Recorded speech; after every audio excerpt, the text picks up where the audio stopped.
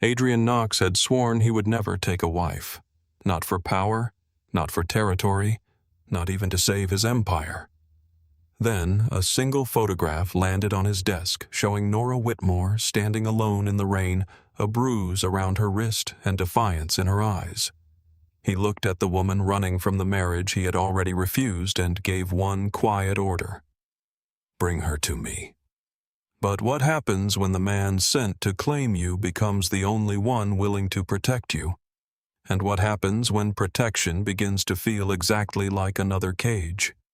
Tonight you will follow a woman fighting to own her future, and a Mafia king forced to learn that love is not possession. Stay until the end, because every secret changes the meaning of the choice she makes. Like the video and comment where you are watching from. 3 days after Adrian Knox gave the order, Nora Whitmore stood behind the counter of a small bookstore in Monterey and tried to convince herself that nobody had found her.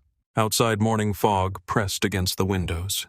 The Pacific was only 2 blocks away, hidden behind pale buildings and streets wet from the night air. The town moved slowly at that hour. Delivery trucks rolled past with their lights on. A fisherman in a green jacket crossed the street carrying a paper cup. Somewhere near the harbor, a bell rang through the mist. It should have felt peaceful. Instead, Nora counted every car that passed twice. She watched every reflection in the front window. She checked the lock beneath the counter, even though she had checked it 10 minutes earlier. Riley Bennett came down the narrow staircase from the apartment above the shop with her hair tied loosely behind her head. She carried 2 mugs of coffee and wore a sweater that looked soft enough to disappear inside. She placed 1 mug beside Nora. "You have been staring at the same blue sedan for 15 minutes. It has been parked there for 23. Maybe the driver likes books. The store is closed. Maybe he respects opening hours." Nora looked at her. Riley sighed and leaned against the counter. "You slept 2 hours, almost 3. That is not the improvement you think it is." Nora wrapped both hands around the coffee. The warmth reached her palms, but stopped there. She had spent most of the night checking the store network, the apartment locks, and the prepaid phone she had purchased with cash in Sacramento. She had changed buses twice before reaching Monterey. She had used a train ticket under another name and walked 6 blocks in the rain before Riley picked her up. No one should have been able to follow her. But Nora had grown up in a house where should and could were very different words. Riley studied her face. "Did your father call again?"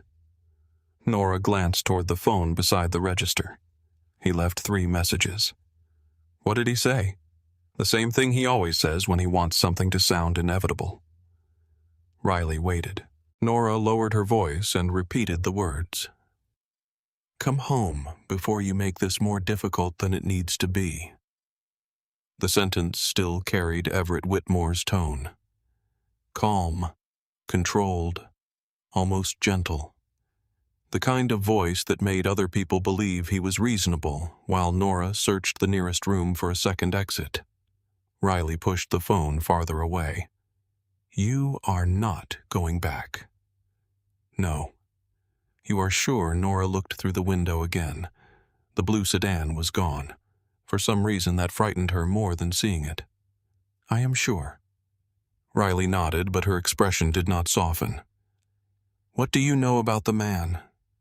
"Nothing. Not even his name." "My father did not think I needed it." Riley stared at her. "He arranged your marriage and refused to tell you who the groom was. He said names complicate negotiations." "That is one of the most disturbing sentences I have ever heard." Nora gave a quiet laugh that held no humor. "To him, marriage is not personal. Marriage is entirely personal. Not in my family." Riley reached across the counter and covered Nora's hand. Nora almost pulled away, not because she feared Riley, but because touch still made something inside her prepare for resistance. She forced herself to remain still. Riley felt the tension and loosened her grip. "You can stay here as long as you need. I cannot let him bring trouble to your door. He already brought trouble to your life. That is different. No, it is familiar. Familiar does not make it yours to carry alone. Nora looked down at the faint yellow mark around her wrist. Her father had grabbed her 2 nights before she fled Philadelphia. He had not struck her. Everett rarely needed to. His violence came dressed as correction guidance and the reasonable consequences of disobedience. The bruise was almost gone. The memory was not. A delivery truck stopped outside. Nora's shoulders tightened before she saw the bakery logo on the side. Riley noticed, normal people do not inspect pastry deliveries for armed men. Normal people have fathers who send birthday cards instead of security teams. Riley picked up her coffee. Your definition of security is deeply unhealthy. It is not my definition. The bell above the front door rang. Both women turned. A man stepped inside. He was tall enough to make the doorway seem smaller. His dark coat was damp from the fog, and his hair looked almost black in the gray morning light. He did not move like someone wandering into a bookstore by accident. He paused just inside, taking in the counter, the staircase, the windows, and the security camera mounted above the door. Then his eyes settled on Nora. They were darker than she remembered from the night before. Cal. That was the only name he had given her. He had entered the bookstore near closing, asked for a book he never purchased, and watched her with an attention that had felt less like interest and more like recognition. Nora placed her coffee down. We are not open yet. He glanced at the sign. It says 8. She looked at the clock. It was 8 exactly. Riley hid a smile behind her mug. Nora unlocked the register. What can I get you coffee? This is a bookstore. There is a coffee machine behind you. That is for customers. I am attempting to become one. His voice was calm, low, and controlled. There was no effort in it. He did not flirt with the confidence of a man expecting success. He simply stood there as though he had decided to wait for whatever answer she chose to give. Riley stepped forward. I can make it. Nora shot her a look. Riley ignored it. Black. Yes? Of course, Nora murmured. Cal heard her. Is that disappointing predictable? What did you expect? Something unnecessarily complicated. He looked at her for a moment. I save that for important decisions. Riley turned toward the coffee machine before Nora could see her expression. Cal moved closer to the counter. Nora noticed his hands. No ring. No visible scars except for a pale line across one knuckle. His coat was expensive without displaying a label. His watch was simple, but the weight and finish suggested it had cost more than Riley's car. Everything about him was quiet. Quiet money, quiet authority, quiet danger. He looked toward the camera again. You have a delay. Nora followed his gaze. What? The camera above the door. The indicator flashes 4 seconds after movement. She studied him. You noticed that yesterday I notice exits. People who work in books do not usually examine exits. I do not work in books. What do you work in private risk management? The answer came too easily. Nora leaned one elbow on the counter. That sounds like a phrase people use when the truth requires paperwork. His mouth shifted almost a smile. You ask a lot of questions. You avoid simple answers. Maybe I enjoy the questions. Maybe you are not very good at answers. Riley placed the coffee between them. Cal reached for his wallet. It is on the house, Riley said. Nora looked at her.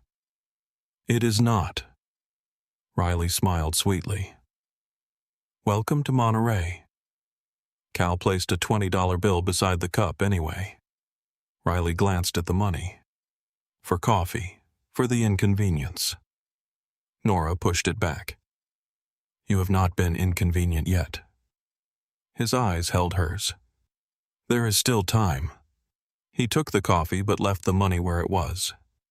Then he walked toward the shelves. Nora watched him move through the store.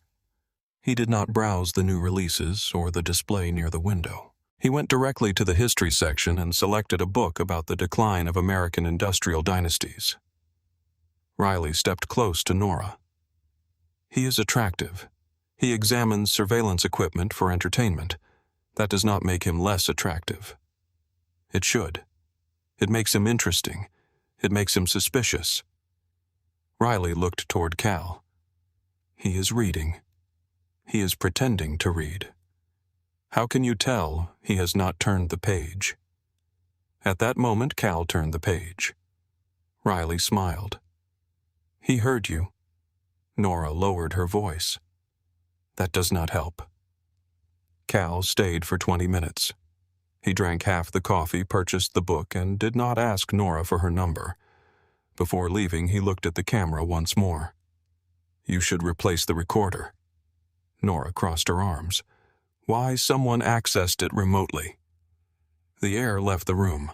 Riley's smile disappeared. Nora stared at him. How do you know the status light changes when an external user enters the system? That model does not have a visible access indicator. Cal's expression remained still.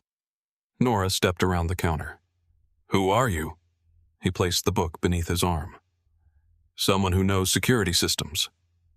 You said risk management. They overlap. You came in here yesterday. Today you know someone accessed our camera. That is more than overlap. For the first time, something guarded appeared behind his eyes. Not fear. Calculation. I can take a look at the system after you close. Nora almost laughed. You expect me to let a stranger inspect our security equipment? No. Then why offer? Because you might decide the risk of letting me help is smaller than the risk of leaving the breach alone. He opened the door. Fog curled into the store around him. Nora called after him. Cal. He turned. She had not decided whether she believed that was his name. How did you know someone accessed the system? He looked at her for one long second. Because whoever did it was careless. Then he walked away. Nora locked the door behind him. Riley stood beside her. You are thinking about letting him come back. I am thinking about changing every password in the building. That was not what I said. Nora watched Cal disappear into the fog. No, she said softly. It was not. By noon, she had confirmed the breach. Someone had entered the bookstore camera network at 3:14 that morning. The intruder had viewed the front entrance feed for 11 minutes and downloaded 2 still images. Both images showed Nora. She sat in the small office behind the stockroom staring at the access log on her laptop. Riley stood in the doorway. Can you trace it? The connection bounced through 5 servers. Is that bad? It means whoever did it expected someone to look. Was it your father? Nora wanted to say yes. Everett was the obvious answer. He had money people and the patience to wait until she believed she was safe. But something in the intrusion felt wrong for him. Her father did not observe from a distance when he could enter through the front door. I do not know. Riley crossed her arms. Call Cal. Nora looked at her. You said he was suspicious. He is suspicious. He may also be useful. Those categories overlap too often in my life. Then use him before he uses you. Nora stared at the number written on the receipt beneath the $20 bill. She had not noticed it until after he left. She hated that he had known she would find it. She hated more that she called. He answered on the first ring. Is the recorder disconnected? Nora went still. How did you know it was me? You did not give the number to anyone else. You left it without asking whether I wanted it. You called. Do not sound pleased. I will try to contain myself. She glanced toward the office door. Riley was pretending not to listen. I found the breach. I know. Nora's grip tightened around the phone. How? A pause. Because you would not have called otherwise. She breathed out slowly. Can you come at 7? I will be there. The line went quiet. Nora lowered the phone. Riley raised her eyebrows. He is coming at 7. Good. This is not a date. Of course not. He is inspecting a security breach. At night. In a closed bookstore. Alone with you. Nora pointed toward the stairs. You live upstairs? Riley smiled. I can become invisible when necessary. You have never been invisible in your life? That sounded almost affectionate. At 7, Adrian arrived with a small equipment case and no coat. The fog had lifted, leaving the street washed in amber light from the lamps. Nora had changed into a dark sweater and tied her hair back. She told herself it was practical. Adrian noticed anyway. His gaze moved over her face, then away before it could feel like possession. Where is your friend upstairs? Does she know I am here? She knows everything I know. That cannot be much. Nora locked the front door. You could leave. I could. He did not. They worked in the narrow office behind the shop. Nora opened the network logs while Adrian removed the recorder housing from beneath the desk. He handled the equipment with the efficiency of someone who had done this many times. Nora watched him loosen the panel. Private risk management. Yes. For whom? People who can afford private risk. That is not an answer. It is the answer I have. She turned the laptop toward him. The intruder accessed only the entrance camera. No payment records, no inventory, no customer data. They were looking for someone. I reached the same conclusion. His hand paused. Do you know who Nora studied his profile? He knew. Maybe not the specific intruder, but he knew more than he was saying. My father has people who could do this. What does your father want? Her body tightened before she could stop it. Adrian saw the reaction. His voice changed, softer but not pitying. You do not have to answer. The restraint surprised her. Most men in her father's world treated silence as resistance. They pressed harder until it broke. Nora looked down at the log. He wants me to come home. Why did you leave? You ask a lot of questions. I was told you enjoyed that. She almost smiled. Then the weight returned. He made a decision about my life. I disagreed. What decision? Nora looked at him. A marriage. Adrian did not move. The tool in his hand remained perfectly still. He chose someone for you. He chose an alliance. I was the signature at the bottom, and the man I never met him. You do not know his name. My father said names make people emotional. Adrian lowered his gaze. For a moment, anger moved through his face so quickly that Nora almost missed it. Not jealousy, something colder. What would happen if you refused? I did refuse. And then, she touched the fading bruise around her wrist without meaning to. His eyes followed the movement. Nora saw his jaw tighten. Then I left. Adrian returned to the recorder, but his movements had changed. Every turn of the screwdriver was controlled too carefully. You did the right thing. The certainty in his voice made her look at him. You do not know me. No. You do not know my family. No. You do not know what leaving cost. His eyes met hers. I know what staying would have cost. The words settled between them. For one dangerous moment, Nora wanted to believe he understood. Adrian removed a small device from behind the recorder. It was no larger than a coin. Nora stood. That was not there when Riley installed the system. I know. Her eyes narrowed. How? He placed the device on the desk. Because it is professional surveillance equipment. Your friend did not install it. Can you trace the signal? Possibly. You said the person was careless. They were. You also said someone accessed the system before I checked the logs. He looked at her. Nora stepped closer. Did you put that there? No. The answer came without hesitation. It was true, but not complete. Do you know who did I know the type of people who use equipment like this? That is not what I asked. No. She stared at him. He held her gaze. There was something almost respectful in the silence. He did not insult her with another easy lie. Finally, Nora picked up the device. "If you are involved in this, I will find out. I believe you. That does not concern you. It should, but it does not." His eyes moved over her face. "It concerns me more than you know."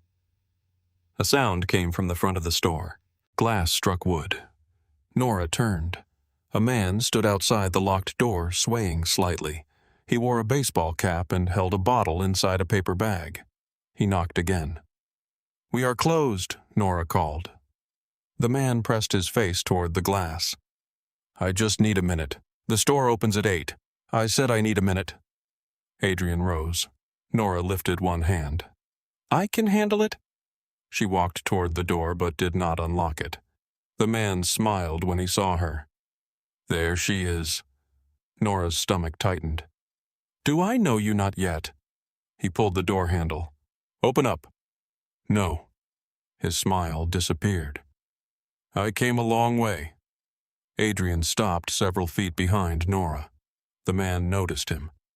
Boyfriend Nora did not look back. "Leave." The man pulled harder on the handle.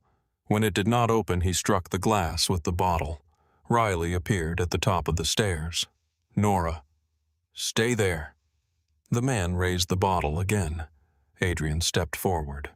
His voice was quiet. "Walk away." The man laughed, or what Adrian did not answer. He simply looked at him. Something in his expression crossed the glass. The man's confidence faltered. He lowered the bottle. Then he stepped backward, muttering beneath his breath, and disappeared down the street. Nora turned toward Adrian. "What did you do?" "Nothing." He looked at you like he recognized you. He recognized a bad decision. That sounds rehearsed. It is not. Riley came down the stairs. "Should we call the police?" Adrian looked toward the street. "No." Nora faced him. "You do not make that decision. The police will take 20 minutes. The man will be gone in 2. That does not mean we do nothing." Adrian looked at her, then reached into his pocket and handed her his phone. "Call." The gesture surprised her. He had disagreed, but he gave her the choice. Nora called. The officers arrived 27 minutes later. The man was gone. They took a report, advised Riley to improve the front glass, and left without checking the alley. Adrian watched their cruiser disappear. Nora stood beside him outside the shop. "You knew they would be useless. I knew they would be late. You still let me call. It was your decision." The words should not have mattered. They did. A cold wind moved in from the ocean. Nora folded her arms. Adrian removed his jacket and held it out. She looked at it. "I am not cold. You are shaking. That is not the same thing." He lowered the jacket. "All right. No argument. No insistence. No attempt to place it around her shoulders." Nora looked at him again. "You are not what I expected." "What did you expect? Someone who enjoys being obeyed." His expression changed so slightly she might have imagined it. Maybe I am trying something different. The following days developed a rhythm Nora did not trust. Adrian returned each morning for coffee. Sometimes he stayed 5 minutes, sometimes an hour. He bought books he did not need and left them stacked in the rented house where he was staying outside town. Nora learned that he disliked sugar, slept very little, and never sat with his back to a window. He learned that she rearranged shelves when anxious, preferred old mystery novels, and touched the chain around her neck whenever someone mentioned Philadelphia. Neither of them asked why the other noticed so much. On Saturday, Riley closed the shop early and insisted Nora join a walk along the coastal trail. Adrian appeared near the overlook 20 minutes later. Nora stopped. This is becoming a concerning number of coincidences. I walk. In dress shoes. He looked down. I made an error. Riley smiled and continued ahead, leaving them behind. Nora watched her go. She is not subtle.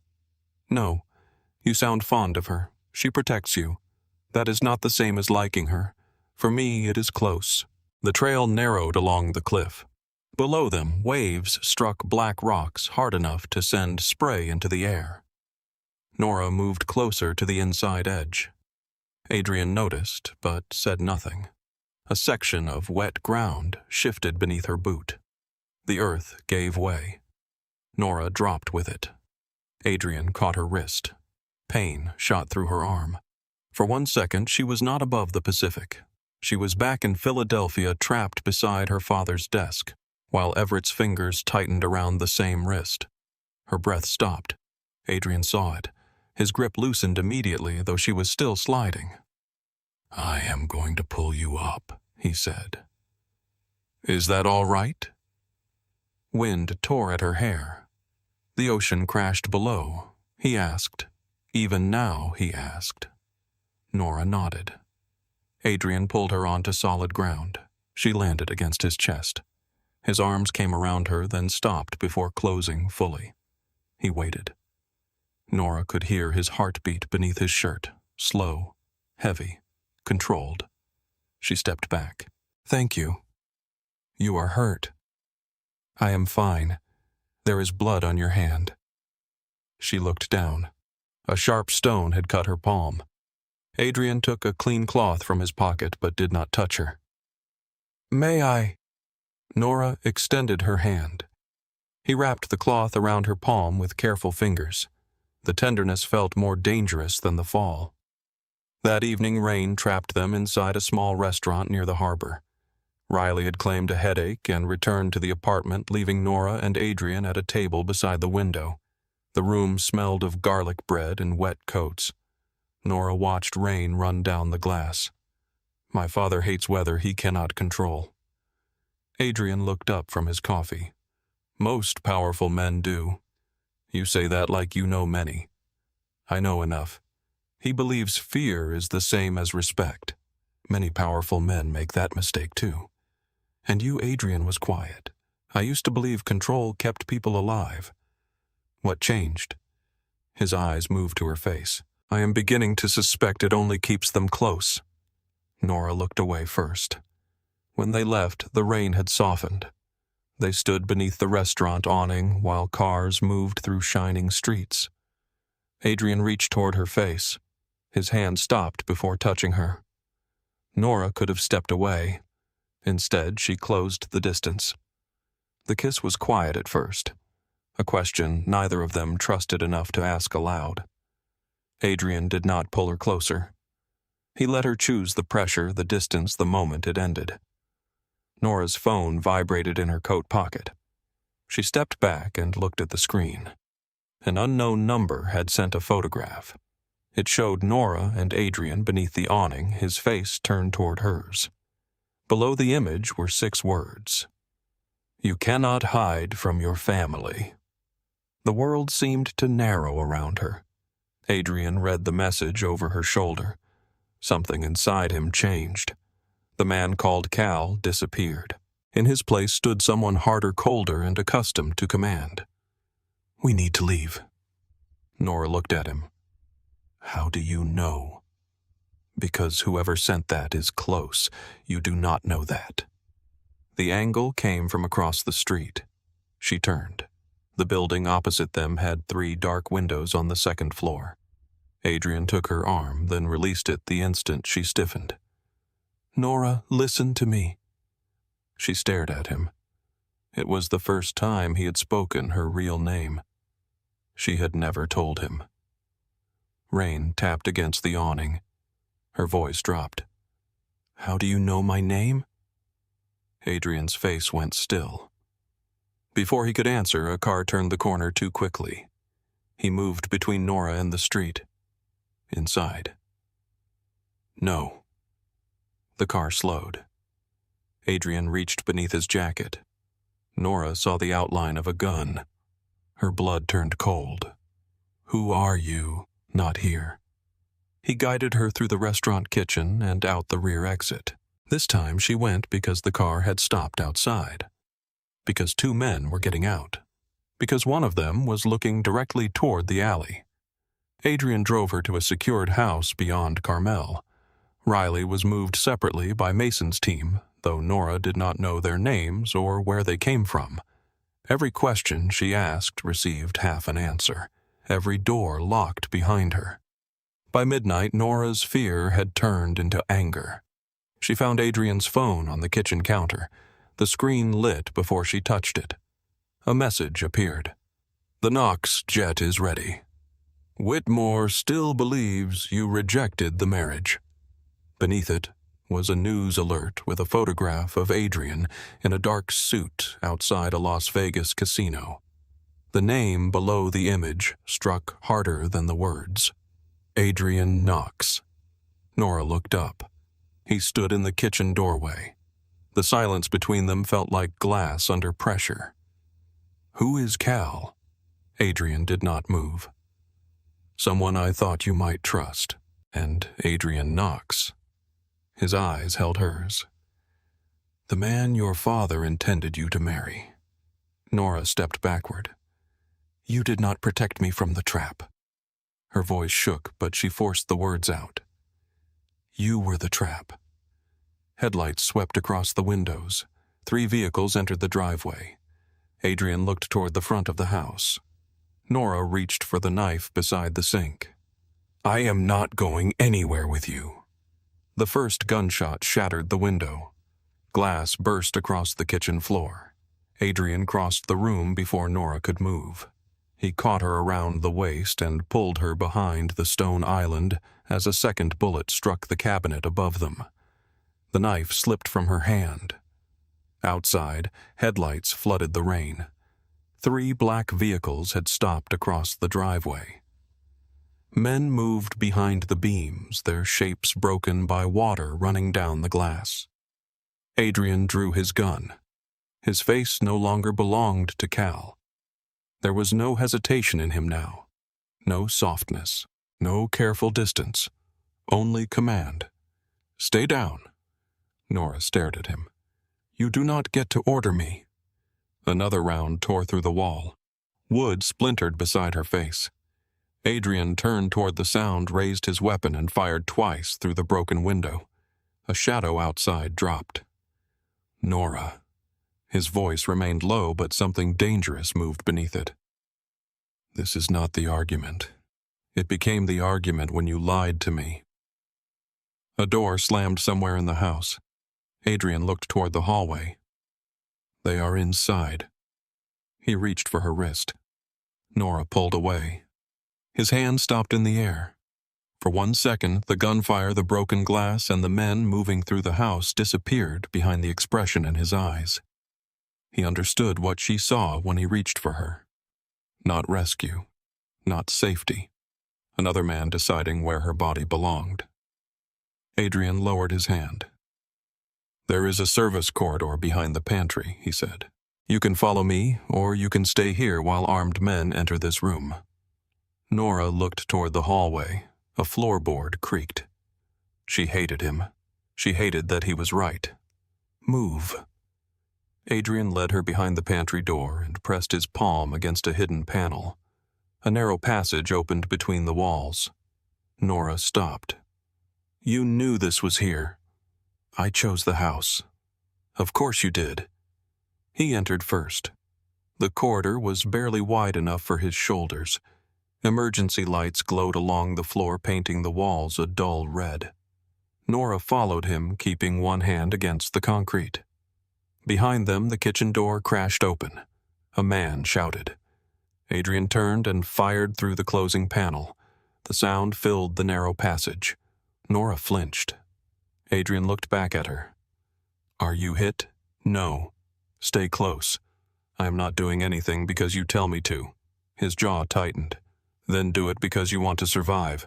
They reached a steel door at the end of the corridor. Adrian opened it into a garage hidden beneath the house.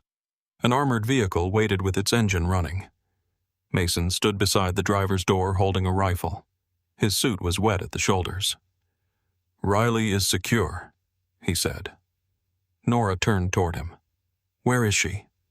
On the way to a second location. You moved her without asking me. Mason looked at Adrian. Adrian opened the rear door. She was already a target. That does not answer me. A bullet struck the garage door. Mason raised his rifle toward the sound. Adrian stepped closer to Nora. Get in. She did not move. Nora, you knew who I was from the beginning. You knew why I was running. You watched me talk about my father. You listened while I told you what control had done to me. His face hardened, but not with anger, with something closer to shame. I know. And now you expect me to climb into your car and trust you. No. The answer stopped her.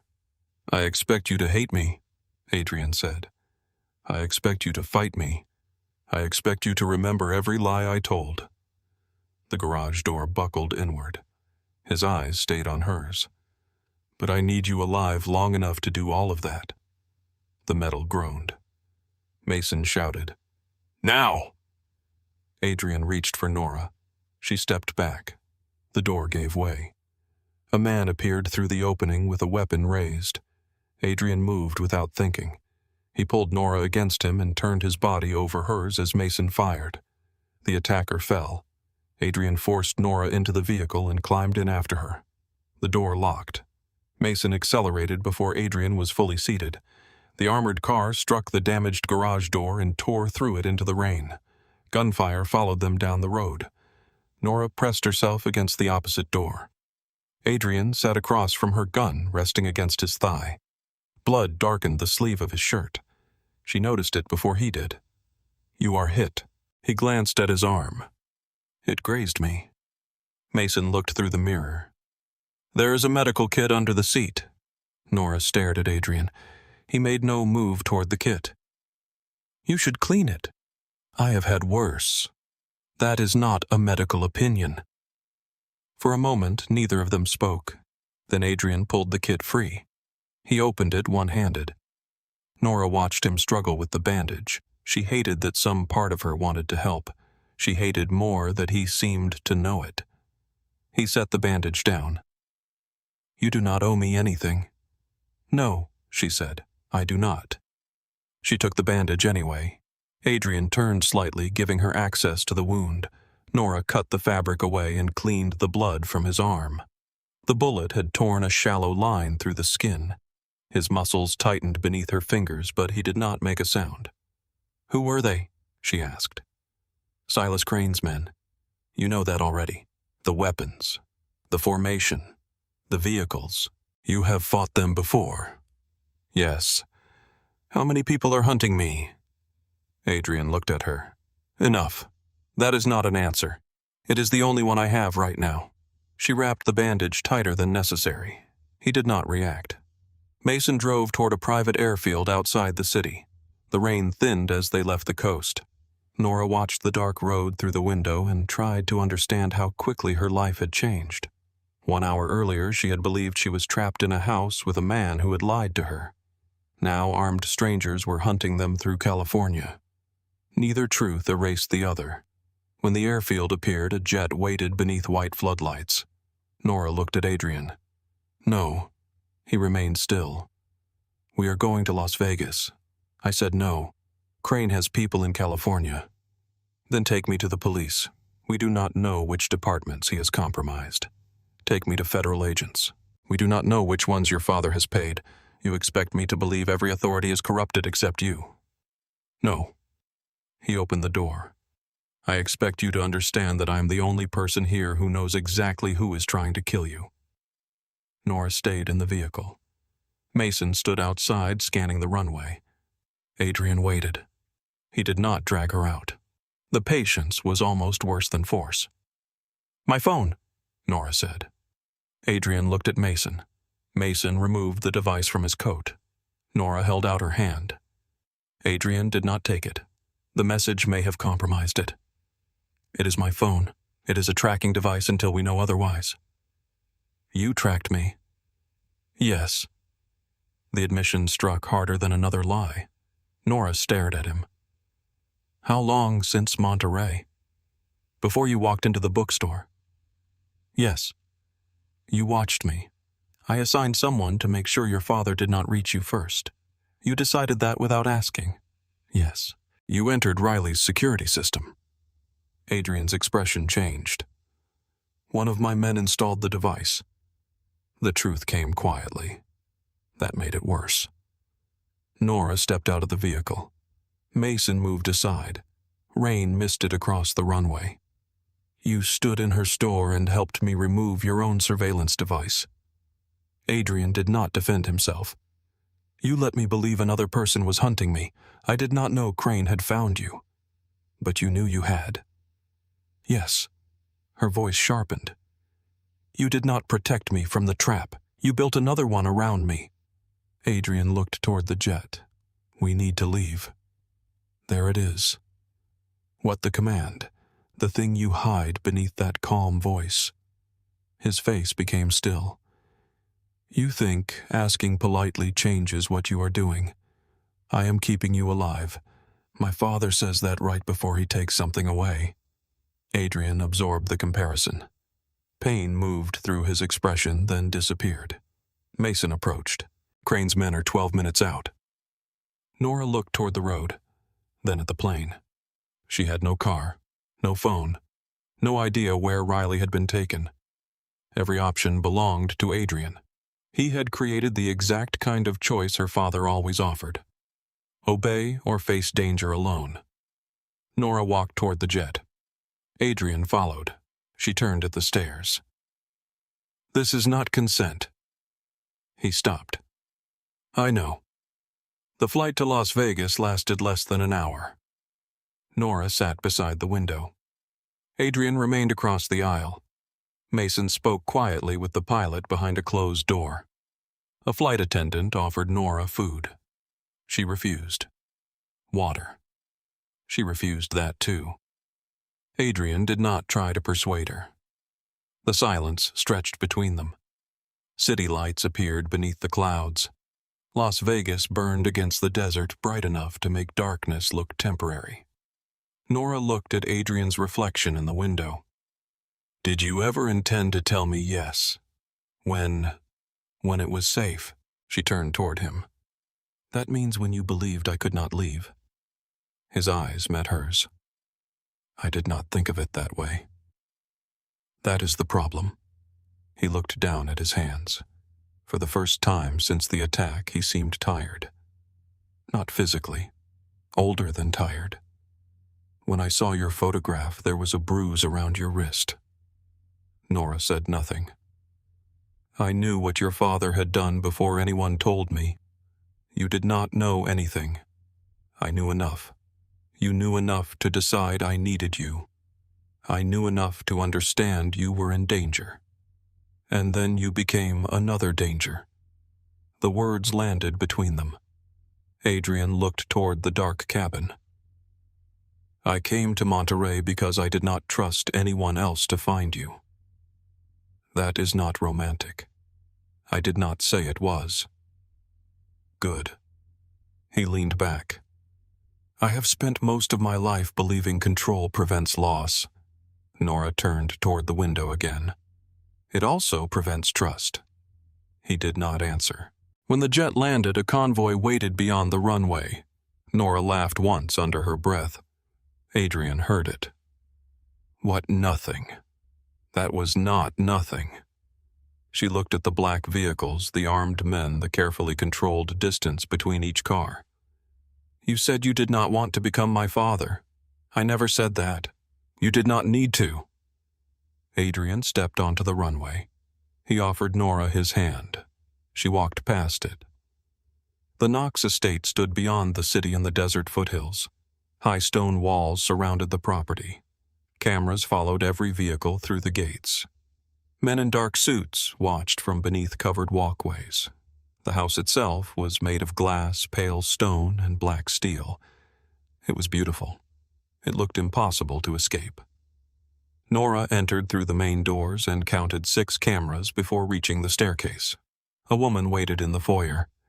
She was tall, silver-haired, and dressed in a cream suit that seemed untouched by the hour. Her expression rested somewhere between elegance and irritation. "Adrian," she said, "you look terrible." "Aunt Lillian?" Her gaze moved to Nora. "And you must be the woman he has managed to terrify, deceive, and bring into my house before breakfast." Adrian said nothing. Nora looked at Lillian. "That is a concise summary." Lillian extended her hand. "Nora Whitmore." Nora did not take it immediately. Lillian noticed. She lowered her hand without offense. "Your room is upstairs. The door locks from the inside. Food is available whenever you want it. Nobody enters without knocking." She looked at Adrian. "Nobody." Adrian removed his jacket. "She is still under threat. She is also standing in a house with 20 armed men and no phone. I'm having a clean device prepared. You should have had one prepared before taking hers." Lillian's voice never rose. It did not need to.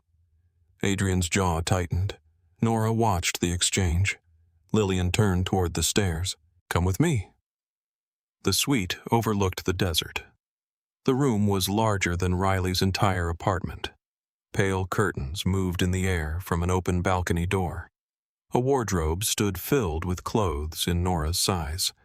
She stopped in front of it. "Who bought these?" Lillian glanced at the dresses.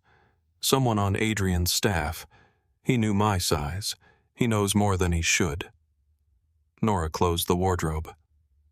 "I am not wearing them." "Then do not." Lillian opened a drawer and removed a folded pair of pajamas. "These are mine. They may be too large." Nora looked at her. "Why are you helping me?" Lillian sat in a chair near the window. "Because my nephew is not the first Knox man to confuse fear with loyalty." The room became quieter. His father, Nora asked. Lillian's gaze moved toward the desert. His father built this house. Nora understood. A prison, a fortress according to him. Those are often the same building. Lillian looked at her. "Yes."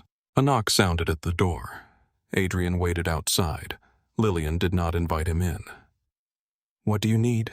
she asked. "I need to speak with Nora." Lillian looked at Nora. The choice was hers. Nora almost said no. Then she remembered Crane's men outside the safe house. 5 minutes. Lillian stood and walked past Adrian. As she left, she said quietly, "If she asks you to leave, you leave." Adrian entered. He kept several feet between them. Nora remained near the window. "My phone. It will be ready within the hour. My own bank access. You will have it. A computer that is not monitored." His expression changed. "The network is secure." "That is not what I asked." He considered the answer. "You can have a separate connection. I want to speak with Riley. Mason will arrange it." "No, I will arrange it." Adrian looked at her. The instinct to refuse appeared clearly on his face. Then he pushed it down. "You will have the phone." Nora crossed her arms. "And the cameras." "What cameras?" "The one in the hallway outside this room. It covers the corridor. It covers my door. The estate has security protocols. My privacy is not a protocol. You are being hunted, and you still do not understand." Adrian's voice became quieter. "I understand more than you think." "No. You understand danger. You do not understand freedom." He looked toward the balcony. The desert stretched beyond the walls, open and empty. "I will have the camera removed." Nora studied him. He had reversed a command. It should not have felt significant. It did. He turned to leave. "Adrian." He stopped. "Why did you refuse the marriage?" His back remained toward her. "Because I do not believe women should be traded between men." Nora almost laughed. He looked over his shoulder. I know how that sounds now. Do you? Yes. He left. An hour later, a new phone arrived. It had no tracking software Nora could detect. She called Riley. Her friend answered on the first ring. Are you alive? Yes. Are you safe? Nora looked around the enormous room. I do not know. Riley exhaled. Where are you, Las Vegas? With him? Yes. Nora. I know. A pause. Did he hurt you? No. Did he force you to go? Nora looked at the closed door. Yes. Riley remained silent. Nora pressed her fingers against her forehead. There were men at the house. They were shooting. It was not simple. It never is with men like him. You do not know him. Neither do you. The words hurt because they were true. The following morning, Nora met Sophie Knox. Sophie entered the breakfast room wearing jeans boots and an expression that suggested she had already argued with 3 people before coffee. She sat across from Nora. I am Adrian's sister. I guessed. Because of the family resemblance? Because you walked past 4 guards without looking at any of them? Sophie smiled. I like you. You should not. That usually makes people more interesting. Adrian entered. Sophie looked at him. You kidnapped her. I removed her from an active threat. You put her on a plane after she said no. Adrian poured coffee. I am aware of what happened. Are you? His eyes moved to Nora. Yes. Sophie leaned back. He refused every marriage proposal our family brought him. Nora looked at her. Why are you telling me because facts matter? So do actions. Sophie nodded. I agree. Adrian sat at the head of the table. Nora noticed that Sophie had not defended him. That made her trust Sophie slightly more. After breakfast, Adrian brought Nora to a secure office beneath the house. Maps of shipping routes covered one wall. Photographs of men she did not recognize were arranged across another. At the center was an image of Silas Crane. He was older than Adrian, with silver at his temples, and the smiling face of a man who preferred other people to commit violence for him. Crane controls weapons routes through the Gulf, Adrian said. He has been moving west for 2 years. What does he want from my father? Access to the Whitmore terminals in Philadelphia. And from you, my security network. My casinos. My political contacts. Nora looked at the maps. My father owes him money. Yes. How much? Enough to trade you for time. Her stomach tightened. Adrian watched her face. The marriage was supposed to combine our resources. Your father believed it would make Crane hesitate, but it did not. No. What changed Crane learned I refused. Nora turned toward him. Then why was he still hunting me? Because you are leverage against both families. I am leverage against a man who did not want to marry me. Adrian held her gaze. You became leverage against me when I went to Monterey. The honesty silenced her. He looked away first. A woman entered the office without knocking. She wore a dark green suit and carried a leather file. Her hair was pinned neatly at the back of her head. Her eyes moved from Adrian to Nora with immediate understanding. Camille Voss, she said. Legal counsel. Nora shook her hand. Camille placed the file on the table. Crane has activated 3 dormant companies. Everett moved money through 2 of them yesterday. Adrian opened the file. Camille stepped beside him with the ease of someone who had stood close many times before. Nora noticed. Camille noticed her noticing. We were together once, Camille said. Nora's expression hardened. I did not ask. No. You looked. Adrian closed the file. Camille. What the room is already full of secrets. She turned toward Nora. It ended years ago. He was terrible at relationships. I am beginning to understand why. Camille smiled. He can negotiate a war between 5 men with guns, but asking one woman what she wants makes him look physically ill. Adrian gave her a cold look. Camille ignored it. He knows command. He knows protection. He knows threat assessment. Her gaze returned to Nora. He does not know how to hear no without imagining a funeral. The words stayed with Nora. Later that afternoon, she received a computer with a separate connection. She examined it for hidden monitoring before turning it on. There was none. Adrian had kept his word. She hated that she noticed. Nora began reviewing the network logs from the California attack. Crane's men had accessed the safe house cameras through a relay tied to a Whitmore company. She followed the connection through shell accounts, maintenance servers, and encrypted traffic until one date appeared repeatedly. 2 weeks away. The proposed wedding date. She opened a second file. Payments increased around the same date. Security staff, transportation, private aviation, weapons permits filed through Nevada contractors. Adrian entered the office. Nora turned the screen toward him. The wedding is an operation. He studied the data. We suspected it. You suspected. We knew Crane wanted to attend. You knew he was moving weapons. We did not know where. Nora stood. This is not a wedding. It is a target zone. Yes. And you still plan to hold it. If Crane believes the alliance is real, he will expose his network. You are using me as bait. I would be standing beside you. That is not the same thing. Adrian stepped closer. I would not let anything happen to you. You cannot promise that. I can promise what I will do. That is exactly what frightens me. He stopped. Nora pointed toward the screen. You see danger and decide everyone around you becomes part of your plan.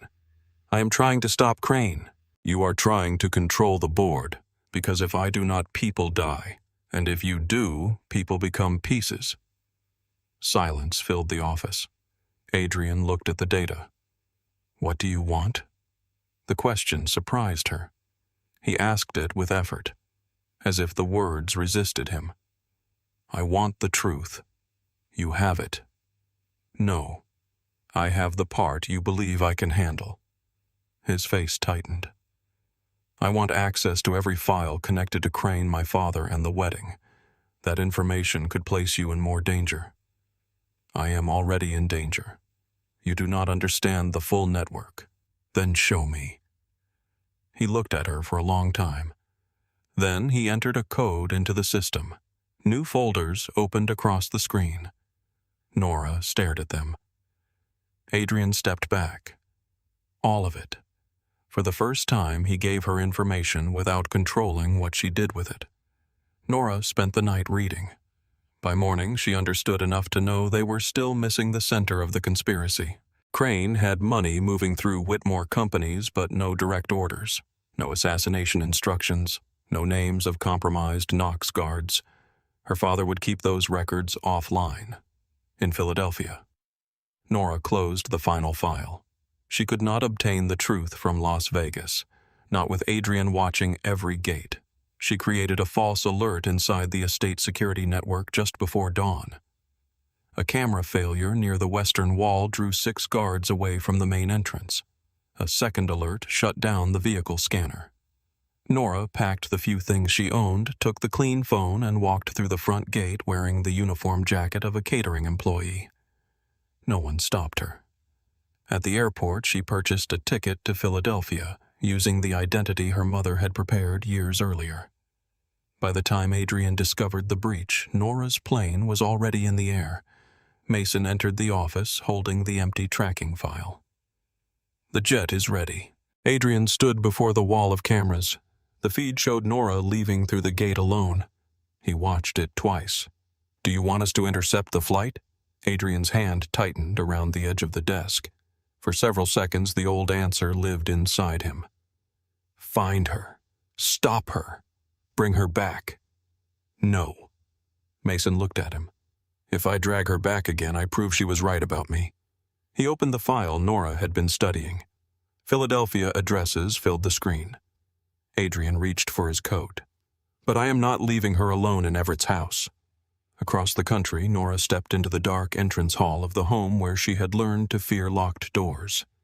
The mansion was silent. She crossed the marble floor and entered her father's private office.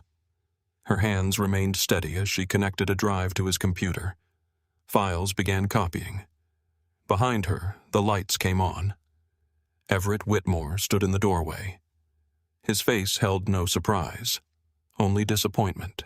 You always were your mother's daughter. He closed the door. That was never a compliment. Everett Whitmore closed the office door behind him. The sound was soft. That made it worse. Nora stood beside his desk with one hand resting near the drive connected to his computer. The progress bar on the screen showed 68%. Everett noticed it immediately. His gaze moved from the drive to Nora's face. He did not call for guards. He did not raise his voice. He walked to the cabinet near the window and poured himself a drink. You crossed the country to steal from me. Nora kept her body between him and the computer. I came to learn what you were planning. I told you what I was planning. You told me I was getting married. That is the part that concerned you. The part where you handed my life to a stranger. Everett lifted the glass. Adrian Knox is no longer a stranger. Nora felt the words beneath her ribs. He knew. Of course he knew. Her father had always known more than he admitted. He collected information the way other men collected art. Quietly, expensively, with the expectation that ownership gave him the right to use it. How long have you known I was with him? Since Monterey? You sent the men to the bookstore. No. The answer came too quickly. Nora watched him. Everett took a drink. You believe every threat begins with me. Most of them do. That is childish. No. Childish was believing you would ever protect me without wanting something in return. His expression tightened, only slightly. A man like Everett did not allow anger to appear all at once. He offered it in small, controlled pieces. You think Knox rescued you? I know what he did. Do you? Everett crossed the room. Nora did not step back. He followed you, lied to you, removed you from California by force, took your phone, placed you inside a fortified estate surrounded by armed men. Each sentence struck because it was true. Everett stopped on the other side of the desk. He did exactly what you accuse me of doing. Nora looked at the screen. 74%. The difference is that he knows it was wrong. Everett smiled. Men like Adrian Knox do not believe they are wrong. They believe they were not obeyed quickly enough. You do not know him. I know his father. The room seemed to shift. Nora looked up. Everett's smile remained. Graham Knox believed fear was a form of loyalty. His wife tried to leave him twice. What happened? You should ask Adrian. He has nothing to do with what you are planning. He has everything to do with it. Everett placed his glass on the desk. Your marriage joins the Whitmore ports with the Knox security network. It creates a wall Silas Crane cannot cross. Then why are Crane's companies financing the wedding? For the first time, Everett's expression changed. The movement was brief, but Nora saw it. The copied files reached 81%. Everett glanced at the drive. You have been reading things you do not understand. I understand that Crane is moving weapons into Nevada. You understand records, not power. I understand that you owe him money. His face went still. Nora continued. I understand that the wedding date appears in transportation files, shell accounts, private security contracts, and weapons permits. I understand you are not trying to build an alliance. Everett stepped closer. What do you think I am trying to build a grave? Silence settled over the room. Rain tapped softly against the tall windows. Everett looked at his daughter for a long moment. Then he laughed. It was not loud. It was the sound of a man disappointed by a familiar mistake. You always did think intelligence made you dangerous. Nora kept her eyes on him. It made me difficult to control. No, it made you useful. The word touched something cold inside her. She had heard it all her life. Useful at dinners, useful in meetings, useful when Everett needed a daughter beside him to soften the public face of a criminal empire. Her mother had once told her that being useful to a controlling man was not the same as being loved by him. Nora had been 14 at the time. She had not understood. Now she did. The progress bar reached 90%. Everett noticed. He moved around the desk. Nora pulled the drive free. The screen flashed. Copy interrupted. She slipped the drive into her pocket. Everett stopped in front of her. You will give me that. No. His hand came up. Nora's body prepared for the grip before it arrived. But Everett did not touch her. He looked at the fading bruise around her wrist. Did Knox do that? Nora almost laughed. You did. He glanced at the mark as though it belonged to someone else. I stopped you from making a reckless decision. You bruised me because I refused to marry a man whose name you would not tell me. And now you crossed the country to protect him. I came for the truth. You came because Adrian Knox made you feel chosen. The accusation landed too close to the wound. Everett saw it. He leaned nearer. Men like him know how to make women mistake attention for freedom. Nora held his gaze. And men like you teach women to mistake survival for love. His face hardened. The office door opened behind him. 2 guards entered. Everett did not look away from Nora. Take her upstairs. Nora turned toward the men. One reached for her arm. She stepped back. Everett raised a hand. No force. The words might have sounded merciful to anyone who did not know him. To Nora, they were another performance. She knows this house, he said. She knows there is nowhere to go. The guards escorted her into the hallway. Nora walked without resisting. She counted their steps. She noticed the radio on the first guard's belt. The key card clipped beneath the second man's jacket. The camera above the west staircase. The blind corner beside the portrait gallery. She had spent her childhood learning the house's secrets. Her father had mistaken familiarity for surrender. They took her to her old bedroom. The room had not changed.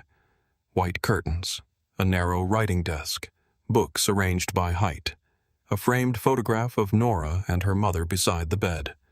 The guards locked the door from the outside. Nora stood in the center of the room. For years, she had remembered this place as the only part of the mansion that belonged to her. Now it looked like what it had always been, a prettier cage. She crossed to the window. The courtyard below was lit by rain reflected in the stone. 2 guards stood beneath the eastern archway. A third moved near the service entrance. Her phone had no signal. Everett had activated the internal blocker. Nora sat on the edge of the bed and looked at the photograph. Her mother, Julia, stood beside her beneath a flowering tree. Nora had been 16. Her mother was already ill, though the picture did not show it. Julia's smile was tired. Her eyes were not. Nora lifted the frame. Something shifted inside it. She turned it over. The backing had always seemed too thick. Nora slid a fingernail beneath the edge and pulled. A narrow brass key fell into her palm. Behind it was a strip of paper covered with numbers in Julia's handwriting. Nora's chest tightened. She remembered the final month of her mother's life. Julia had asked strange questions about Nora's classes, how encryption worked, whether a password could be built from a memory, whether information could remain safe after the person protecting it was gone. At the time, Nora thought the questions came from medication and fear. Now she understood. She moved to the floor beside the bed. The floorboards were old oak, but one near the wall had a small circular mark. Nora inserted the brass key. A hidden lock turned. She lifted the board. Inside the compartment lay a small recorder, several paper ledgers, and a sealed letter. Her name was written across the envelope. Nora sat back on her heels. For several seconds, she could not open it. Then she tore the seal. Nora. If you are reading this, then I was not able to finish what I started. Your father will tell you that everything he does is for the family. What he means is that the family belongs to him. Silas Crane entered our lives long before Everett will admit. Their first agreement involved weapons moved through the Delaware terminals. Your father believed he could control Crane. He was wrong. I collected what I could. There are names, payments, and recordings. They may not be enough by themselves, but they can show you where to look. Do not use this to avenge me. Use it only if you need to protect your life. And remember this. Freedom is not the place you run to. It is the moment you stop asking dangerous men for permission to live. I love you. Mom. Nora read the letter twice. The room blurred. She pressed the paper against her mouth and closed her eyes. For years, she had imagined her mother's final gift as money, an escape fund, a door. But Julia had left more than a way out. She had left proof.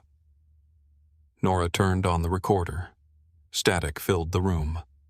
Then her mother's voice, weak but clear. March 14th. Everett met Crane at the Bellevue Hotel. Payment discussed for the transfer of military weapons through Pier 9. Everett promised access to city officials and port inspectors. The recording continued. Dates, names, amounts, judges, police captains, council members. Men Nora had seen at holiday dinners. Men who had kissed her cheek and called her Everett's little girl. Her mother had documented all of them. A sound came from the hall. Nora stopped the recording and returned everything to the compartment except the key, the letter, and one ledger page. The lock turned outside. A guard opened the door. Your father wants you downstairs for dinner. I am not hungry. That was not a question. Nora looked at him. He seemed embarrassed by the sentence. She stood. Tell him I will come down in 10 minutes. The guard hesitated. Nora gave him the tired expression of a daughter accepting defeat. It was a look she had perfected before she learned algebra. 10 minutes, he said. The door closed again. Nora moved quickly. The number sequence from Julia's note contained 12 digits, not a password, a maintenance code. She remembered the server room beneath Everett's library. The system was isolated from the main network, protected by physical access controls. The code on Julia's note could open the service panel. Nora hid the letter beneath her clothes and slipped the brass key into her sleeve. When the guard returned, she followed him downstairs. They passed the dining room. Everett was waiting near the fireplace with 2 men Nora did not recognize. She did not slow. I need the bathroom. The guard started to object. Nora looked at him. Would you like to follow me inside? One of the men near Everett laughed. The guard looked away. 2 minutes. Nora entered the hallway beside the library. She waited until the guard turned toward the dining room. Then she opened the bathroom door, crossed through the connecting service passage, and reached the library from behind. The hidden server panel stood beneath the bookcase. She entered the 12-digit code. A green light appeared. The panel opened. Nora connected her drive. This system was older than the equipment in Adrian's estate, but it was protected by layers of physical security rather than modern encryption. Her mother had found the weakness years ago. Nora entered the maintenance credential. The server unlocked. Files filled the screen. She searched Crane's name. Hundreds of records appeared. The first folders contained financial transfers. The second held personnel lists. The third was labeled Nevada. Nora opened it. Her breath stopped. The wedding floor plan covered the screen. Routes were marked across the chapel guest villas and surrounding cliffs. A red point identified the altar. A second point marked a ridge overlooking the glass wall behind it. Sniper position. Nora opened the operation notes. A security failure would begin during the vows. Compromised Knox guards would seal the exits. Adrian would be separated from Mason. Crane's sniper would fire through the western glass. After Adrian's death, Everett would publicly accuse Crane. Privately, Knox assets would transfer through emergency agreements signed during the wedding. Nora scrolled lower. Her own name appeared beneath an insurance document. If Nora died within 1 year of the marriage, her shares in the joint holding company would return to Everett. A second note referred to a medical event after the transfer. Nora stared at the words. She was not meant to survive. Not for long. Footsteps sounded outside the library. Nora copied the files. 10%, 20, 30. The footsteps stopped. A hand touched the door. Nora opened the communications panel on her phone. The signal blocker covered normal networks, but the server had a maintenance connection that reached an outside satellite channel. She routed her phone through it. The files reached 50%. The library door opened. Nora closed the server panel and stepped behind the shelves. A guard entered. He scanned the room. Nora held her breath. The copy continued through her phone. 62%. The guard walked closer. His radio crackled. Mr. Whitmore wants her found. The guard turned toward the server wall. Nora reached for a heavy brass bookend. Another voice came through the radio. She is in the east corridor. The guard left. Nora waited until the door closed. The files reached 100%. She disconnected the drive and opened an encrypted channel. Years earlier, Nora had built software for a government contractor. During that work, she had learned how federal agencies received protected evidence from confidential sources. She entered a contact code from a public corruption case. A secure response appeared. Identify the nature of the threat. Nora typed. Organized crime conspiracy. Planned assassination in Nevada. Immediate threat to multiple civilians. A name appeared. Special Agent Rebecca Sloan. Upload evidence. Nora sent 3 files. Not everything. Enough to prove she was real. The reply came less than a minute later. Where are you? Nora typed the address. Are you in immediate danger? Yes. Can you leave? Not yet. The next message took longer. Your files connect Everett Whitmore and Silas Crane to an active murder conspiracy. We need the complete archive. Nora looked at the wedding plan. She thought of Riley, Lillian, Sophie, Mason, Adrian. Protect Riley Bennett in Monterey. Protect Lillian and Sophie Knox in Las Vegas. Then you receive everything. Sloan replied. We can arrange temporary protection. Adrian Knox is also under federal investigation. Nora's fingers stopped. For what bribery? Illegal surveillance. Financial crimes. Possible conspiracy. Nora looked toward the library door. She had never believed Adrian was innocent. He had built power inside a violent world. He had ordered men to follow her. He had hidden devices inside Riley's store. But the wedding was designed to kill him. And if Adrian entered with his full security force, Crane would turn the chapel into a battlefield. Nora opened the Knox files she had copied in Las Vegas. There was enough evidence to justify detention, enough to remove Adrian from the assassination site during the raid. She typed slowly. I can provide a Knox file. Use it to detain Adrian during the operation. Sloan answered. Has he agreed to this? Nora stared at the question. No. Then you are making a decision about his life without his consent. The sentence cut through her. Nora saw Adrian at the California airfield. I am keeping you alive. She heard herself at the wedding table. You are trying to control the board. Sloane sent another message. Protection does not erase consent. Nora closed her eyes. The clean choice did not exist. If she warned Adrian, he might bring an army. If she kept him ignorant, she would become the person she accused him of being. A sound came from the hidden passage. Everett's voice. Nora. He was close. Nora opened the sniper schedule. Adrian's death was timed to the second. She attached the Knox file. Her finger hovered over send. Then she pressed it. Sloane's reply appeared. Received. The library door opened. Everett entered with 3 guards. Nora slipped the phone into her pocket. He looked at the open server panel. His face changed. The calm disappeared. What did you take? The truth. Everett crossed the room.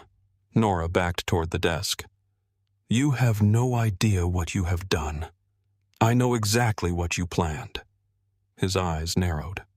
You read the insurance file. You were going to kill him. Everett stopped. I was going to save this family. You were going to kill both of us. You would have been protected. There is a medical order with my name on it.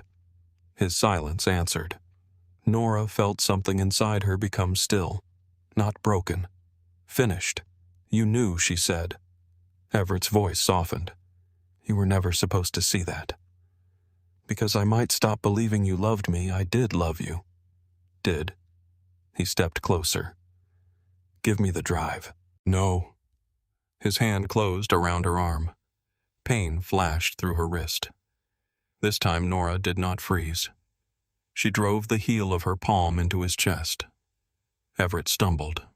One guard reached for her. Nora grabbed the brass lamp from the desk and struck his hand. His weapon fell. She kicked it beneath the table. The second guard caught her shoulder. Nora twisted, but he held her. Everett recovered. He looked at her with open fury. You think Knox made you strong? Nora struggled against the guard. No. The lights went out. Darkness swallowed the library. The guard's grip tightened. A gunshot sounded in the hallway. Then another. Emergency lights flickered red across the floor. Everett turned toward the door. A voice came from the darkness. Take your hand off her. Adrian stepped into the room. Mason stood behind him with 2 armed men. Everett laughed once. You flew across the country for a woman who keeps running from you. Adrian's gaze remained on Nora. She is not running now. Mason disarmed the guards. Adrian moved toward Nora. He stopped before touching her. Are you hurt? Nora looked at her father. No. Everett straightened his jacket. You cannot take her out of this house. Adrian looked at Nora. He did not answer for her. The silence stretched. Everett understood first. His face tightened. Nora walked to the desk, retrieved the drive, and moved toward the door. Her father stepped into her path. You leave now, you destroy everything your mother tried to protect. Nora stopped. Everett saw uncertainty and pressed harder. She stayed because she understood duty. Nora looked at him. No. She took Julia's letter from beneath her shirt. She stayed long enough to collect evidence against you. Everett's face emptied. Nora walked past him. Adrian followed without looking back. They left the mansion through the service entrance. Rain fell across the courtyard. A black vehicle waited with its rear door open. Nora climbed inside. Adrian sat across from her. Mason took the front seat. For several blocks, no one spoke. Philadelphia moved beyond the windows in streaks of wet light. Adrian looked at the drive in Nora's hand. What did you find? A plan to kill you during the wedding. His expression did not change. Crane? And my father. Details, compromised guards. A sniper on the western ridge. The attack begins during the vows. Adrian looked toward Mason. Mason reached for his phone. Nora spoke before he could make the call. There is something else. Adrian turned back to her. Nora forced herself to meet his eyes. I contacted a federal agent. Mason looked over his shoulder. Adrian remained still. What did you give them evidence against Crane and my father? That was the right decision. I also gave them a Knox file. The vehicle seemed to become silent around them. Mason looked at Adrian. Adrian's voice lowered. Why, to justify detaining you during the raid, you arranged for federal agents to arrest me. Detain you. You decided where I would be. Nora held his gaze. Yes. You decided what I was allowed to know. Yes. You decided it was acceptable because you were protecting me. The words hurt more because he did not raise his voice. Nora looked down at her hands. I did not know another way. Adrian turned toward the window. Neither did I. There was no forgiveness in the statement. Only recognition. Mason looked between them. What happens now? Nora answered. The wedding continues. Adrian looked at her. Only if you choose it. She studied his face. You would cancel it. Yes. Even if Crane disappears. Yes. Even if my father escapes. Adrian leaned forward. I will not put you on that altar unless you decide to stand there. Nora let the words settle. For once, he was not deciding what danger she could face. He was allowing her to decide whether she faced it at all. The wedding is the only place Crane, my father, and their political allies will gather together. That does not mean you owe anyone your presence. I know. Nora looked at the drive. I am choosing to be there.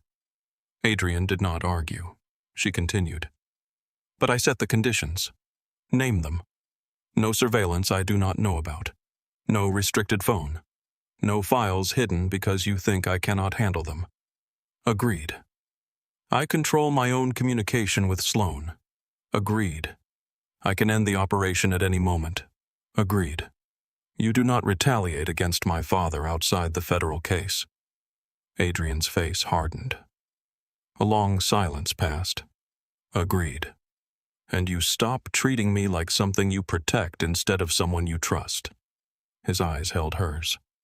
I am trying. That is not an agreement. Adrian breathed out slowly. Agreed. Mason turned back toward the road. Nora could see that he was hiding surprise. Adrian removed a file from his coat. I brought this from Las Vegas. He handed it to her. Inside was a list of Knox security personnel. Several names were marked. These are the people I suspect Crane may have compromised. Nora read the list. One name stopped her. Owen Bell, Adrian's head of security. She had seen the name in the server traffic. He is involved. Adrian leaned closer. You are sure his credentials appear in the duplicate access logs?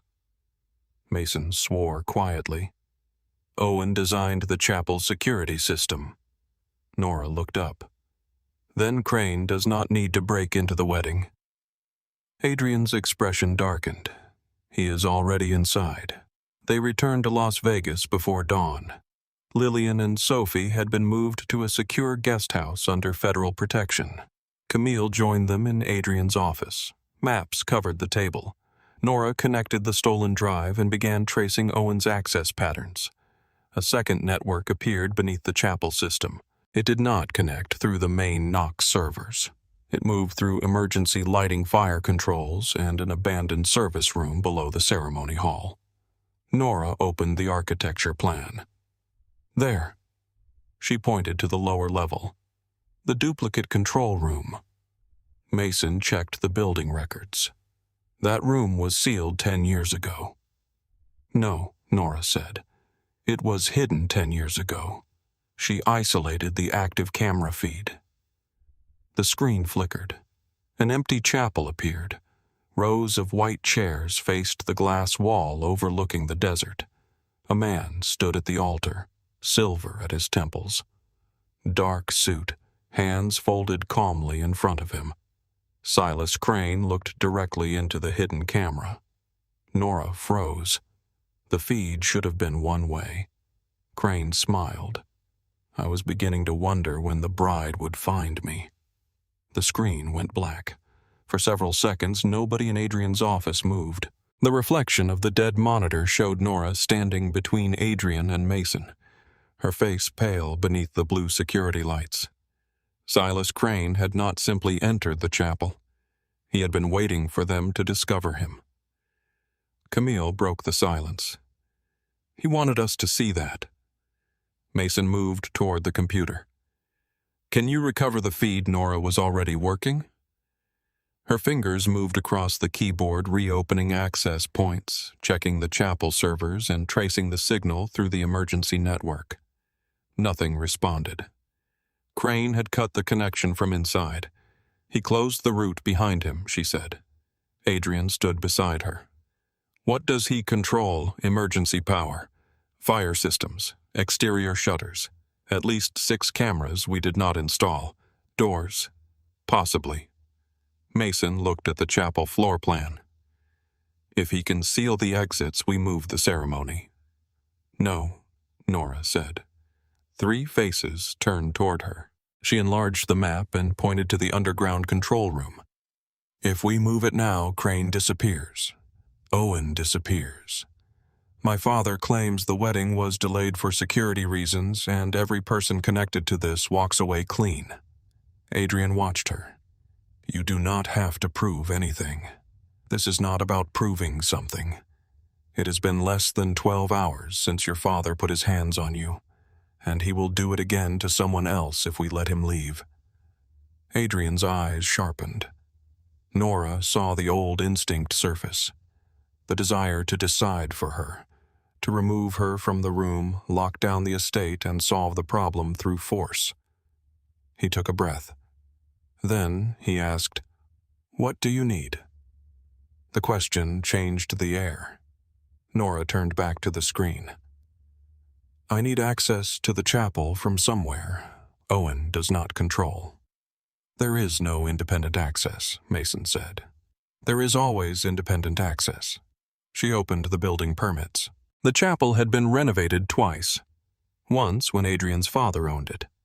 Again 6 years later when the Knox family converted the lower level into private guest rooms. Nora examined the older plans. The electrical system had once connected to a service station half a mile east of the property. The station had been abandoned, but the conduit remained beneath the desert road. There, she said. Adrian leaned closer. What is it? A maintenance line from the original structure. Owen may not know it exists. Mason studied the map. The station is outside the security wall. That is why it matters. Camille looked toward Adrian. Federal agents can use it. Nora nodded. I send Sloan the location. Her team enters through the old station and reaches the service level under the chapel. What about the guests? Adrian asked. We keep the main room calm long enough for the agents to move. Mason looked at the marked sniper position on the ridge, and the shooter, Nora, enlarged the western side of the building. The sniper expects a clear line through the glass. If we lower the exterior sun panels before the shot, the view disappears. Owen controls the panels, Mason said. Only through the main system. Nora opened the fire control layout. The panels are connected to the heat response circuit. I can force the system to treat sunlight as a fire threat. Adrian looked at her. You can bring them down manually, if I can get inside the duplicate network. And if Crane expects that, he does. Camille crossed her arms. He spoke directly to her. He knows she found the route. Nora looked at the black monitor. He knows I found one route. She opened the archived camera records. The duplicate network has to communicate with something outside the chapel. Crane would not trust Owen with complete control. She searched through the traffic. A small burst of data appeared every 47 seconds. It traveled north toward a private communications tower registered to a hotel company. Camille recognized the company name. Crane owns it through a holding group. Nora copied the address. That is his outside relay. If Sloan seizes it during the ceremony, Crane loses remote support. Adrian looked toward Mason. Get her everything she needs. Mason nodded. Nora turned to Adrian. "I also need your phone." He removed it from his pocket and handed it to her without asking why. That simple act should not have felt intimate. It did. She connected his device to the system and created a secure communication channel. "If Owen is monitoring me, I need him to believe I am using your network. What will you actually use the bracelet Lillian gave me?" Adrian looked at the narrow silver band around Nora's wrist. "She said it belonged to your mother." "It did. Lillian had Camille modify it years ago for emergency use," Nora said. Camille nodded. "There is a short-range transmitter inside the clasp." Adrian's expression hardened. "You plan to put her in the chapel with an untested device." "It is tested," Camille said, "on a table." Nora closed the laptop. "It is my decision." Adrian looked at her. His concern did not disappear. He simply stopped trying to turn it into authority. "All right." Nora noticed how difficult the words were for him. She noticed that he said them anyway. By nightfall, the chapel grounds had become a controlled illusion. Florists carried white roses through the main entrance. Catering trucks moved between the kitchens and guest villas. Musicians rehearsed beneath the high glass ceiling. Security teams walked the property in dark suits while federal agents watched from beyond the ridge. From the outside, it looked like a wedding being prepared for two powerful families. Inside, every corridor held a possible weapon. Nora entered the empty ceremony hall alone. The floor was polished white stone. Long rows of chairs faced an altar framed by glass and desert sky. Beyond the western wall, the red cliffs burned beneath the setting sun. The room was beautiful in the way dangerous things often were, designed to make people lower their guard. Nora walked toward the altar. Her footsteps echoed. She imagined the room filled with guests. Her father standing near the front, Crane smiling from the aisle, Adrian beside her, a sniper waiting above the ridge. Her body remembered every locked door she had ever stood behind. The front doors opened. Adrian entered without guards. He had removed his jacket and rolled the sleeves of his shirt to his forearms. The bandage from California remained visible beneath the fabric. He stopped several feet away. "You came alone. So did you. I knew where the cameras were." Nora looked toward the ceiling. "Crane knows where they are, too." Adrian crossed the room. He placed a white envelope on the altar between them. "What is that, your passport?" Nora opened the envelope. Inside were her identification documents, access cards, cash a car key, and a plane ticket under a secure name. A legal document rested beneath them. She read the first page. It dissolved every agreement Everett had signed involving her marriage. Nora looked up. "If you leave tonight, nobody follows you," Adrian said. "What about Crane?" "We find another way. My father, another way. The people coming here tomorrow. They remain under protection. You would let the entire operation collapse." "Yes." She studied him. "You brought an army to Las Vegas. You spent days planning this. You crossed the country to pull me out of my father's house. I did. And now you are willing to let Crane walk away." Adrian looked toward the glass wall. "I would let this city burn before I put you on that altar against your will." Nora looked down at the plane ticket. Months earlier, the choice would have felt like freedom. A door opened. A road leading away. She touched the car key. "I am not staying because you finally gave me permission to leave." Adrian's gaze returned to her. "I know. I am staying because Crane used my father to turn my life into a contract. Because my mother died trying to expose them. Because Riley became a target for helping me." She placed the plane ticket back in the envelope. "This is my fight too." Adrian offered his hand. He did not reach for her. Nora looked at it.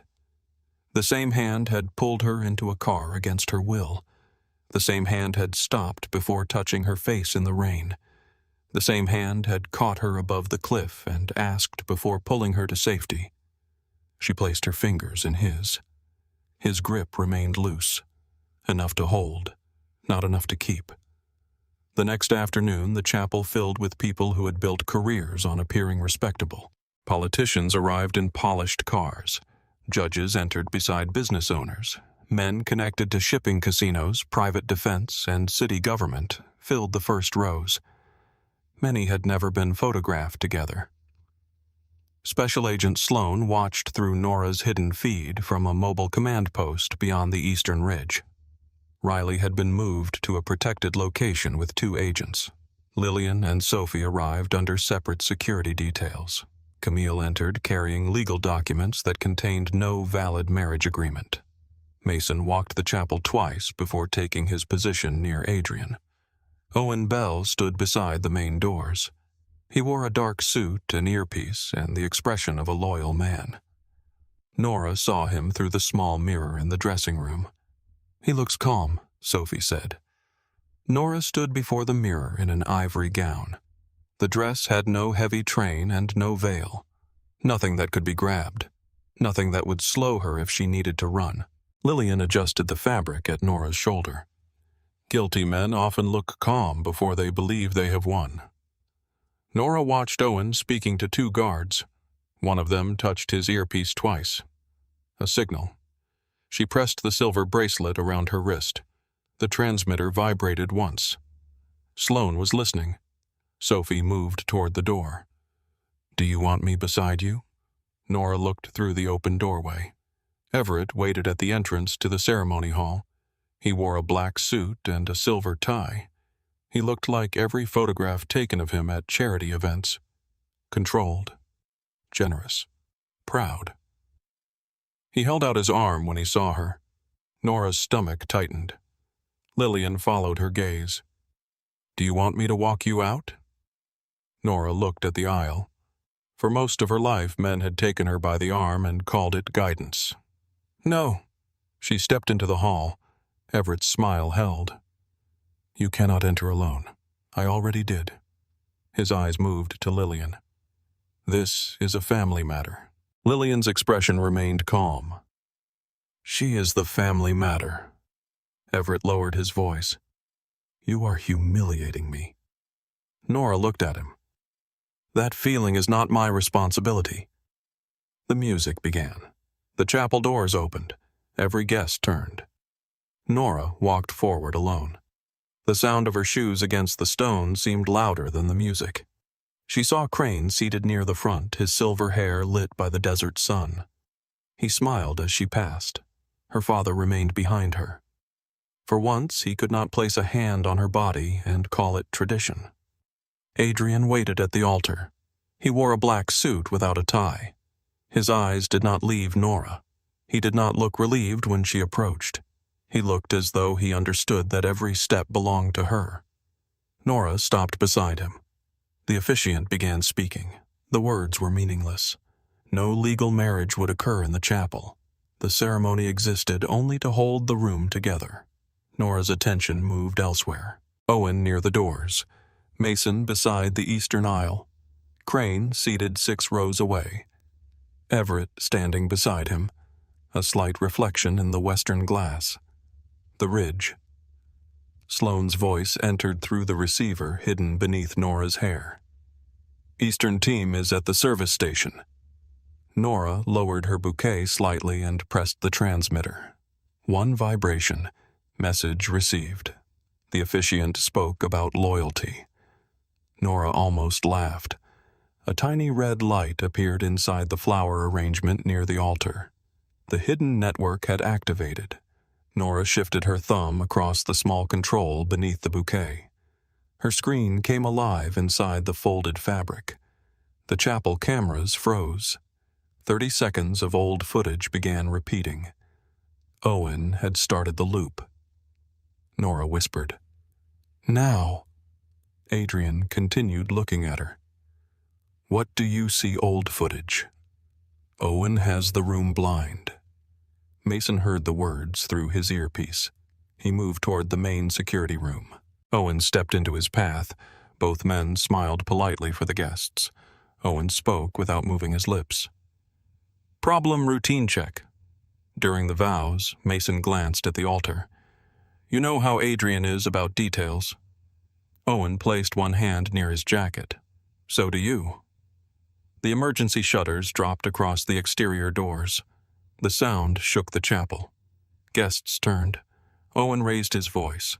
Temporary security measure. Please remain seated. Crane did not move.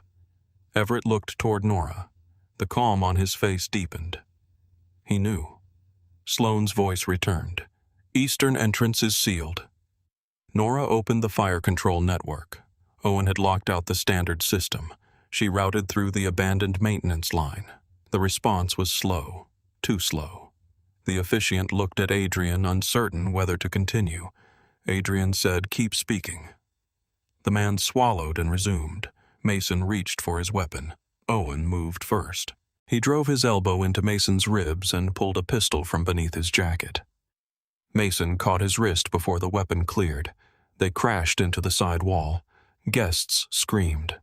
Owen's guards drew their weapons. Adrian turned toward Nora. "Stay with me." The words were not an order. They were a request. Nora entered the final access code. A service door beneath the eastern balcony unlocked.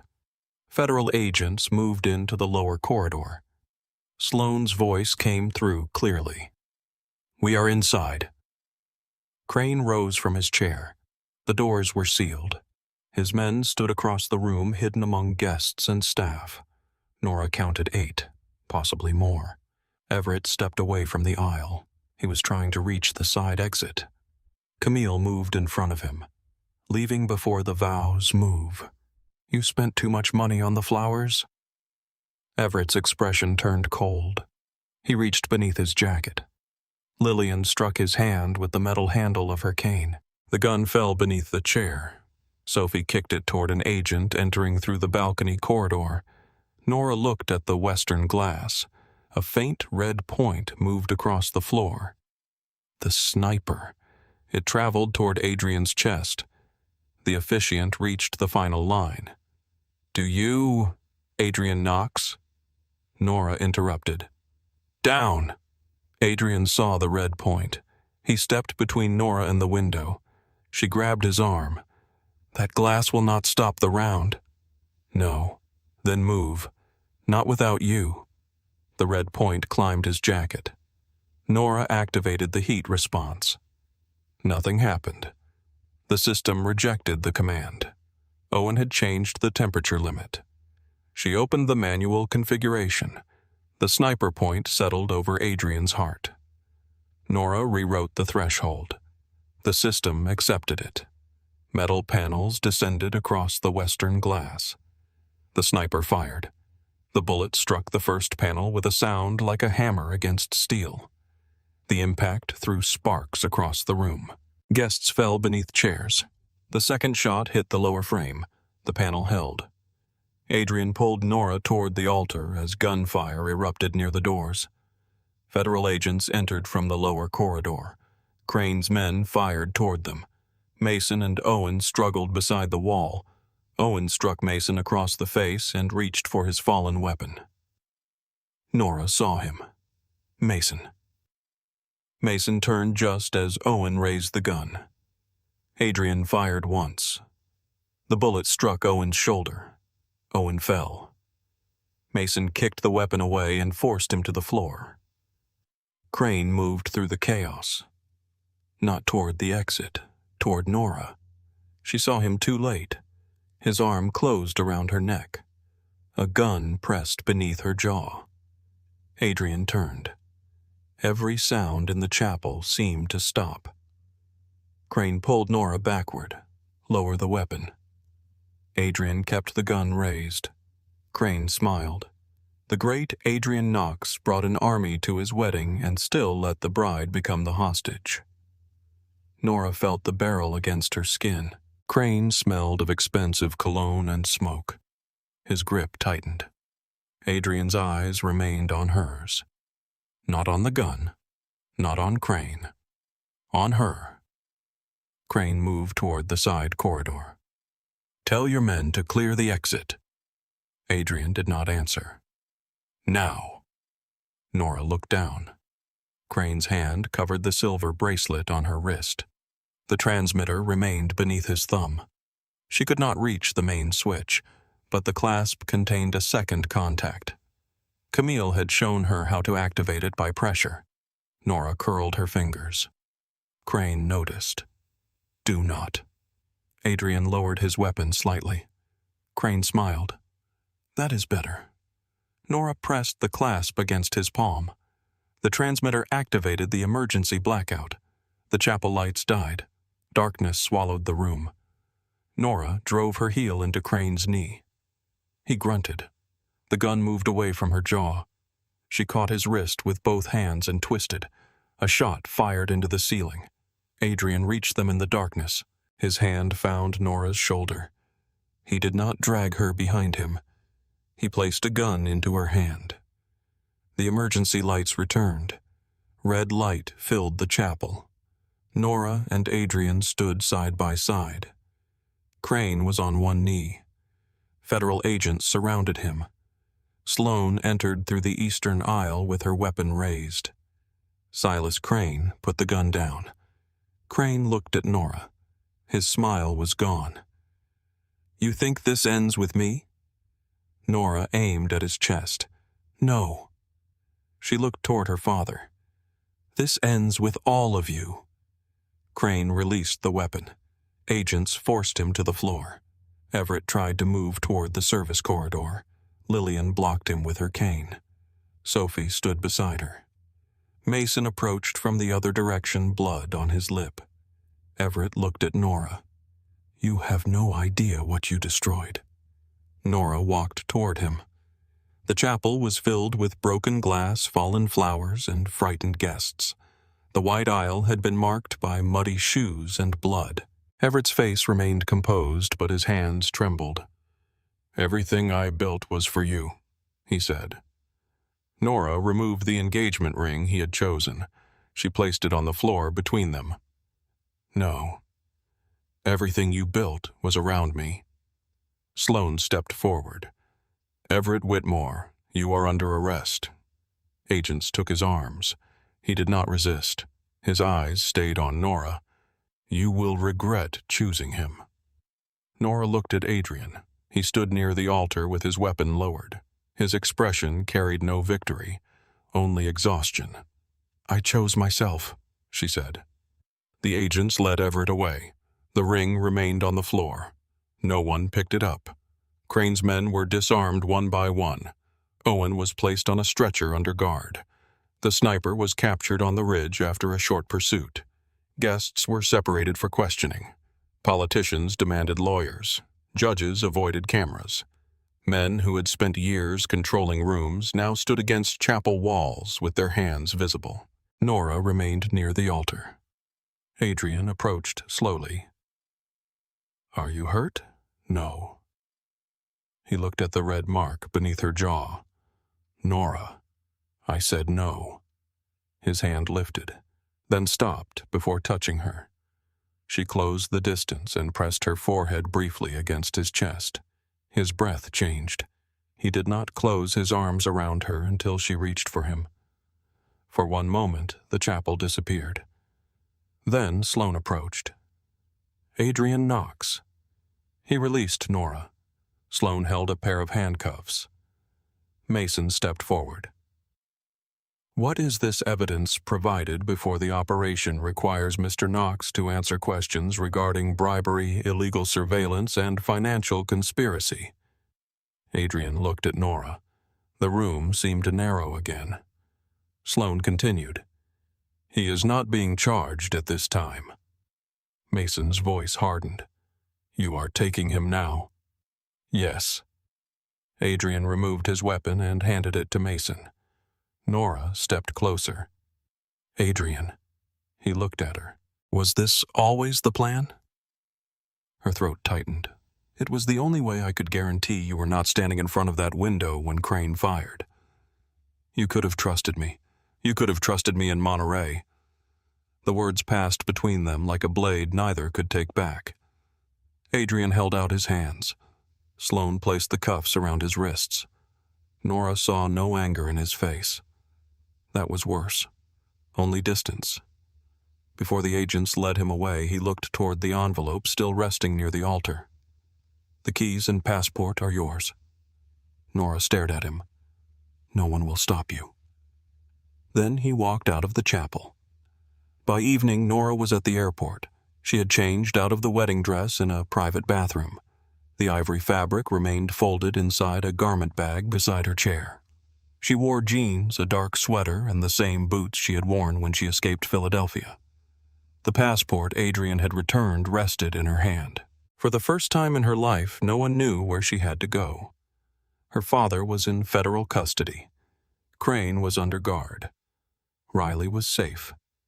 The Knox estate gates were open to investigators. There was no security team following her, no private jet waiting, no contract, no order. She bought a ticket to California under her real name. At the gate, travelers gathered beneath bright screens. A mother rocked a sleeping child against her shoulder. A man argued quietly into his phone. 2 college students laughed over a shared pair of headphones. Ordinary people moving between ordinary lives.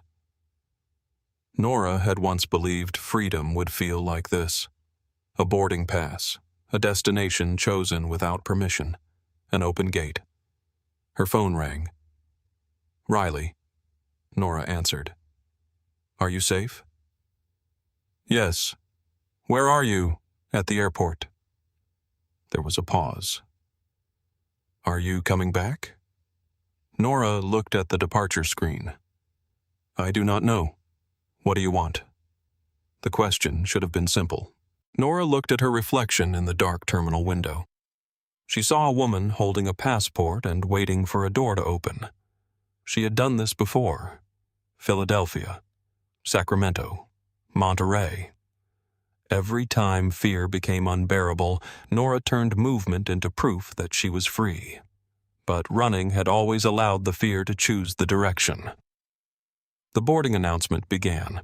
Passengers formed a line. Riley remained quiet on the phone.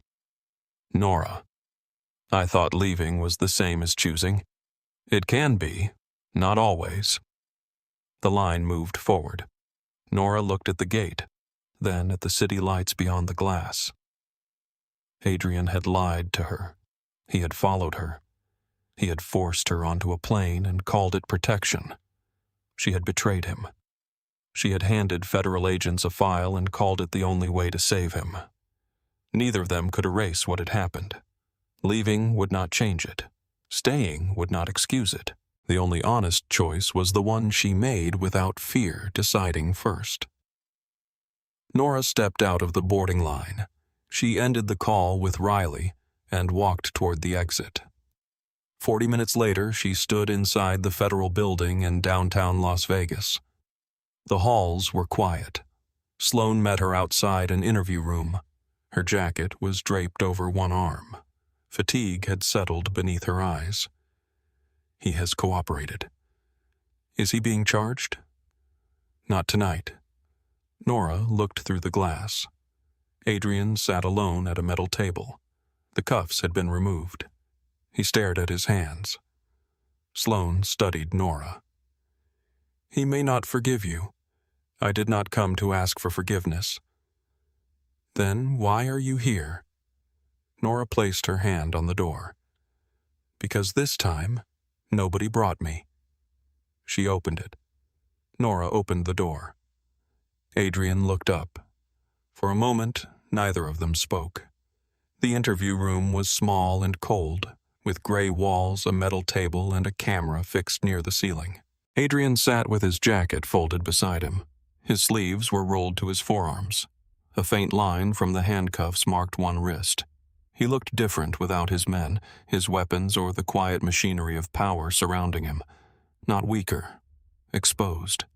Nora closed the door behind her. Adrian's gaze moved to the empty space beside her. "No agents. They are outside, and your flight I left the gate." His expression did not change, but his shoulders lowered slightly. Nora took the chair across from him. I am not here because I changed my mind about what happened. I did not expect you to. I gave Sloan evidence against you without your consent. Yes, I decided that keeping you alive mattered more than telling you the truth.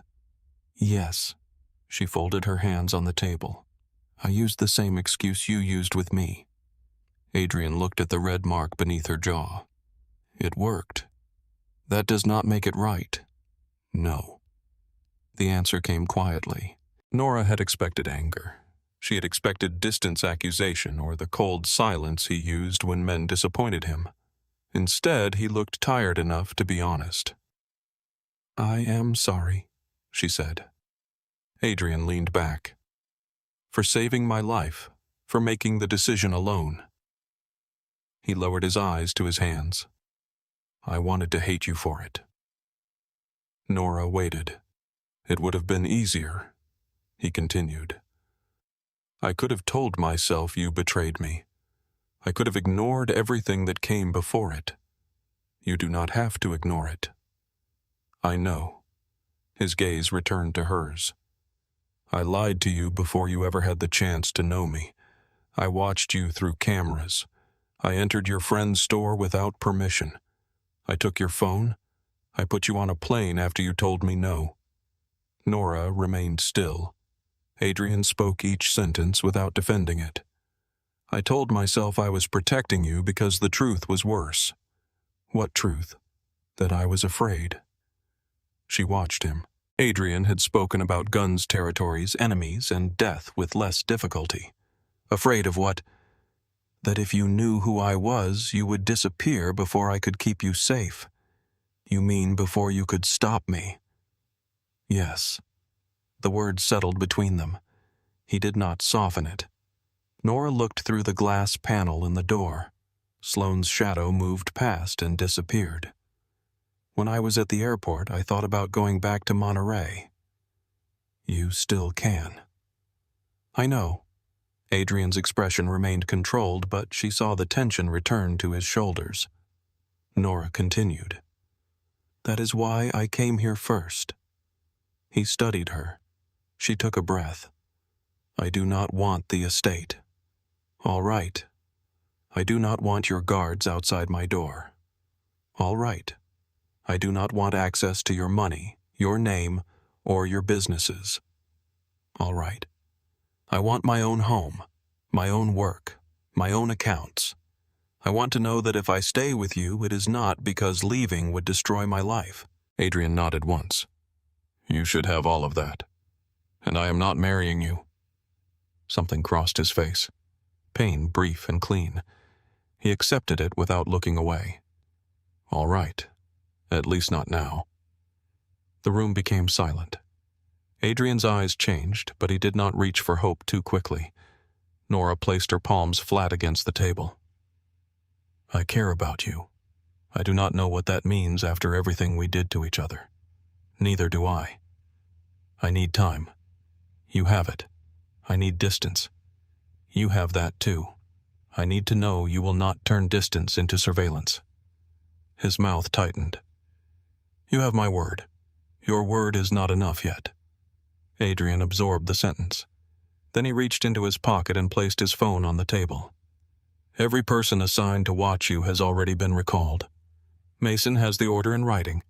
Camille has a copy. If I violate it, she has instructions to inform you. Nora looked at the phone. You planned that before I came in. I did not know you were coming. Then why? Because whether you returned or not, you deserved to be free of me. The words hurt in a way Nora had not expected. She looked at him. Do you want me to leave? No. The answer came immediately. Adrian's voice lowered. But wanting you has already made me dangerous to you once. I will not use it as permission again. Nora stood. Adrian did not. She moved around the table and stopped beside him. His face turned toward her. She lifted one hand. He waited. Nora touched the fading bruise near his temple left by the chaos in the chapel. Adrian closed his eyes for 1 second. When he opened them, she stepped back. "I will call you," she said. He nodded. Nora opened the door. Sloane waited outside. She looked from Nora to Adrian and then toward the corridor. "He will be released after the next interview." Nora walked beside her. "What happens after that? He cooperates, or we build the case without him. Will he be charged?" "Possibly." Sloane stopped near the elevator. Crane's records connect Knox companies to bribery, illegal tracking, and financial concealment. Adrian is not the worst man in the room, but that is not the same as innocence. "I know." "Do you?" Nora looked back through the glass. Adrian remained seated at the table. "Yes." 3 days later, Nora signed a lease on a small apartment west of downtown Las Vegas. The building had beige walls, a tired elevator, and an air conditioner that rattled whenever it started. The balcony overlooked a grocery store parking lot. Nora loved it immediately. The landlord handed her 2 keys. She stared at them in her palm. Both were hers. No hidden access card, no remote override, no guard stationed in the hallway. Riley arrived from California carrying 2 suitcases and a plant she insisted Nora needed. "The place looks like a hotel room after a very sad divorce," Riley said. "I have been here for 20 minutes. That is enough time to buy a lamp." Nora set a box on the kitchen counter. "I own 1 lamp. It is still in the box. It is safer there." Riley looked toward the balcony. "Do you like it?" Nora opened the sliding door. Warm desert air entered the apartment. Cars moved below. A dog barked from somewhere across the street. Music played through an open window on the floor beneath them. "Yes." Riley leaned against the doorframe. "And him." Nora looked toward the horizon. "I do not know yet."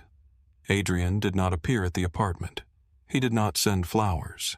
He did not arrange a car or leave a guard at the entrance. On the first morning, Nora received 1 message. "I hope you slept." She answered 2 hours later. "I did." His reply came after another hour. "Good." That was all. The next day, he sent the name of a lawyer who had no connection to the Knox family. Nora checked the woman's history before agreeing to meet her. The lawyer reviewed every document connected to the failed marriage agreement and confirmed that Nora had no financial or legal obligation to Adrian Everett or any family company.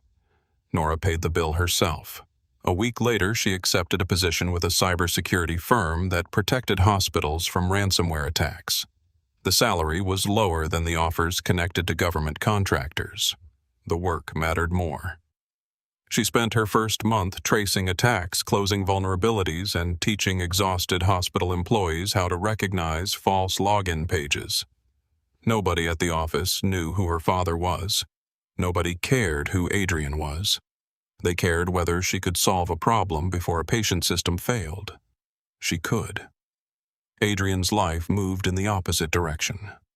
Federal agents entered the Knox offices with warrants. 2 casino licenses were suspended. Accounts were frozen. Senior men who had served the family for decades resigned before investigators could question them. Camille negotiated the surrender of financial records. Mason supervised the removal of illegal surveillance equipment from Knox properties. Adrian gave Sloane access to every archive connected to Crane and Everett. The cooperation cost him companies' political allies and the loyalty of men who believed a Knox should never speak to federal agents. One night, Mason found Adrian alone in the estate office, surrounded by empty shelves where files had once been stored. "They are calling you a traitor," Mason said. Adrian looked through the glass toward the city. "They called my father a king. That did not answer me." "No." Mason placed a folder on the desk. "The board wants you removed from the security company. Let them vote. You built it. I built parts of it with money that should not have existed." Mason sat across from him. "You know cooperation will not guarantee immunity." "I know." and Nora Adrian's gaze moved toward the phone beside his hand. She has her own life. That was not my question. It is the only answer I have. 6 weeks passed before Nora saw Adrian again. It happened at a grocery store close to midnight. Nora turned into the pasta aisle and stopped. Adrian stood beneath the bright lights wearing a plain black shirt and holding a shopping basket. Inside were coffee, eggs, bread, and 6 different packages of pasta. He looked at her. Nora. She looked into the basket. Are you feeding a family of 12? Sophie asked for pasta. She asked for 6 kinds. She did not specify. Nora laughed before she could stop herself. The sound surprised both of them. Adrian looked down at the packages. I may have approached this incorrectly. You run several companies, fewer every week. I heard. His expression did not ask for sympathy. Nora picked up one package from his basket. This one. How do you know it says spaghetti? She said pasta. Spaghetti is pasta. I am aware of that. Then, why are you holding 6 bags? He looked at her. I wanted to avoid making the wrong choice. Nora smiled. There it is. What? The problem? He almost smiled too. She returned the package to his basket. For several seconds they stood beside the shelves like ordinary people who had never met beneath gunfire. Adrian spoke first. How is the apartment? The air conditioner sounds like it is planning a murder. Do you want me to send someone? No. He nodded. Nora watched the answer pass through him. No argument, no solution imposed on her. I know a repair company, he said. I can send you the number. That is acceptable. He took out his phone, then stopped. May I text it? Nora held his gaze. Yes. The message arrived before they reached the end of the aisle. 2 weeks later, the apartment lock jammed. Nora stood outside for 20 minutes before calling the landlord. The landlord promised to send someone the following morning. She stared at the door. Then she called Adrian. He answered immediately. Are you safe? Yes. A pause. What happened? My lock broke. Where are you at the apartment? I can send someone. Nora looked at the useless key. Can you come? Silence. Not hesitation. Care. Yes. Adrian arrived alone with a toolbox. He removed the damaged lock and held up a small electronic replacement. This is safer. I want a normal lock. The electronic one cannot be picked. It can be accessed remotely. Only if you enable that function. I want a normal lock. Adrian looked at the device in his hand. Then he put it back into the toolbox. He installed a simple steel lock. When he finished, he placed every copy of the key in Nora's palm. You did not keep one, no. What if there is an emergency? You call me, and if I cannot, I call the police. Nora looked at him. That sounds almost reasonable. I have been practicing. She invited him inside for coffee. Adrian stood in the middle of the apartment, taking in the second-hand sofa the plant Riley had brought and the lamp that was finally out of its box. There were no cameras, no guards, no locked gates. You hate it, Nora said. No. You are looking at the windows like they insulted you. They have weak latches. Adrian. He looked at her. I like it because you chose it. She handed him a cup. They sat on the floor because Nora had not bought a dining table. Adrian told her about the investigation. He did not hide the possibility of prison. He did not describe himself as innocent. He spoke about bribes approved through his company's tracking systems he had authorized, and money moved through false accounts. I told myself I was keeping worse men away, he said. Were you? Sometimes. And the other times I was protecting power because it belonged to me. Nora looked into her coffee. What happens now, I dismantle what cannot survive daylight. And if the Knox family turns against you, some already have. Does that frighten you? Yes. It was the first time she heard him admit fear without transforming it into control. Months passed. Adrian came to the apartment when invited. He left when Nora asked. Sometimes they had dinner. Sometimes they argued. Sometimes they sat in silence while the city glowed beyond the balcony. One night Nora woke with Crane's gun beneath her jaw. She could not breathe. The room was dark, but the chapel remained inside her. She reached for her phone and called Adrian. He answered before the second ring. "Nora, I had a dream. Do you want me to come over?" She closed her eyes. "Yes." He arrived 15 minutes later. Nora opened the door. Adrian stood in the hallway wearing a dark coat over sleep clothes. He did not enter until she stepped aside. She returned to bed. He sat on the floor beside it. "You can sit up here," she said. "Are you sure?" "Yes." He sat against the headboard, leaving space between them. Nora lay down. Minutes passed. The room remained quiet. She reached for his hand. His fingers closed gently around hers. Nothing more. When she woke near dawn, Adrian was still there. His head rested against the wall. His hand remained beneath hers. He had not moved. That morning he told her why he had refused marriage for so many years. His mother Elena had married Graham Knox to secure an alliance between two families. Graham controlled her money, her movements, and every person allowed near her. She attempted to leave twice. The first time he brought her back. The second time her car went off a desert road. The official report called it an accident. Adrian never believed it. "I spent my life promising I would not become him," Adrian said. Nora sat beside him on the balcony. "You thought refusing marriage was enough." "Yes." "But you saw my photograph and ordered someone to bring me to you." His jaw tightened. "Yes." Why Adrian looked toward the street below. "You were standing in the rain. Your wrist was bruised. You were frightened, but you were looking at the camera like you wanted whoever watched you to know they had not won." Nora remained quiet. "I told myself I wanted to protect you," he said. "The truth was that I wanted to meet the woman who could look like that while running. And once you wanted me, you thought you had the right to decide." "Yes." The honesty hurt less now. It still hurt. Nora rested her arms on the balcony railing. "My father told me men like you never let women leave." Adrian looked at her. "Do you believe him?" "No." "Why?" "Because you did." Adrian lowered his gaze. Nora touched his hand. Months later, Crane and Everett were formally charged. The evidence found in Julia's records connected them to bribery, weapons trafficking, conspiracy, and attempted murder. Owen accepted a plea agreement and testified against both men. Several public officials resigned before the indictments were released.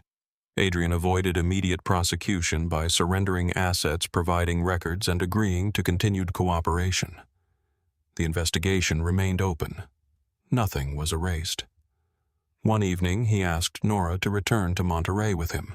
The bookstore had closed early. Riley had left candles on the tables and a handwritten note near the register.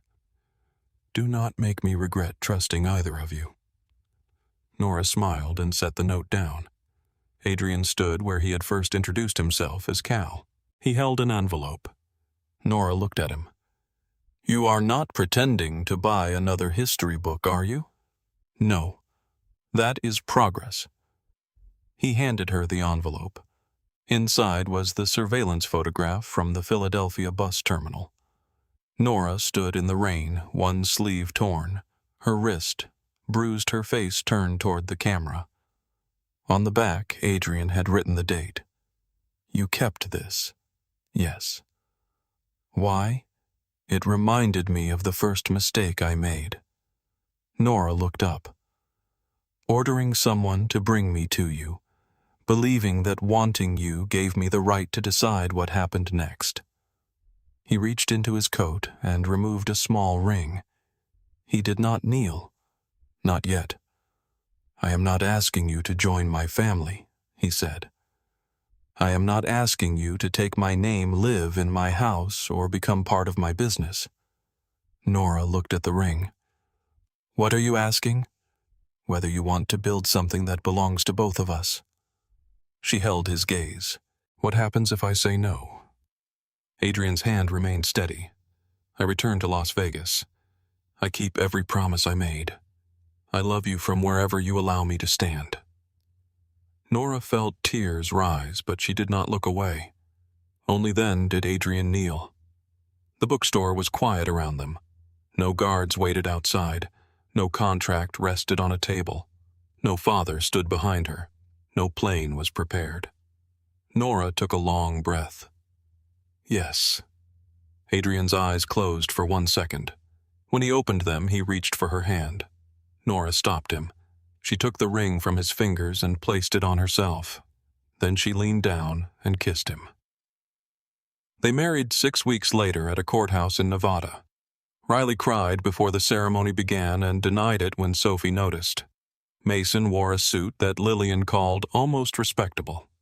Camille carried the marriage documents and checked them 3 times. Sloane attended without her badge. The room had 12 chairs. No armed guards stood inside.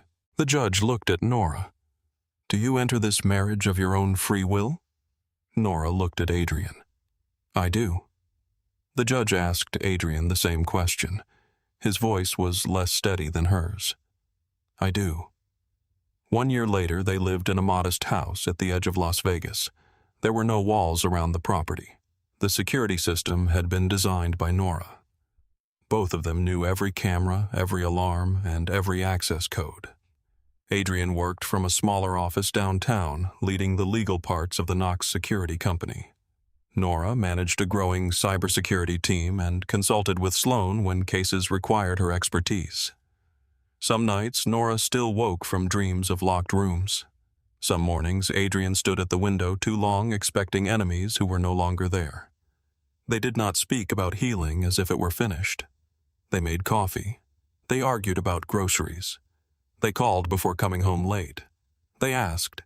They answered. They listened. One evening, desert rain darkened the road outside their house. Nora stood on the porch watching water gather along the pavement. Adrian opened the front door behind her. He did not tell her to come inside. He simply waited. Nora turned. The door remained open. She walked toward him because she wanted to.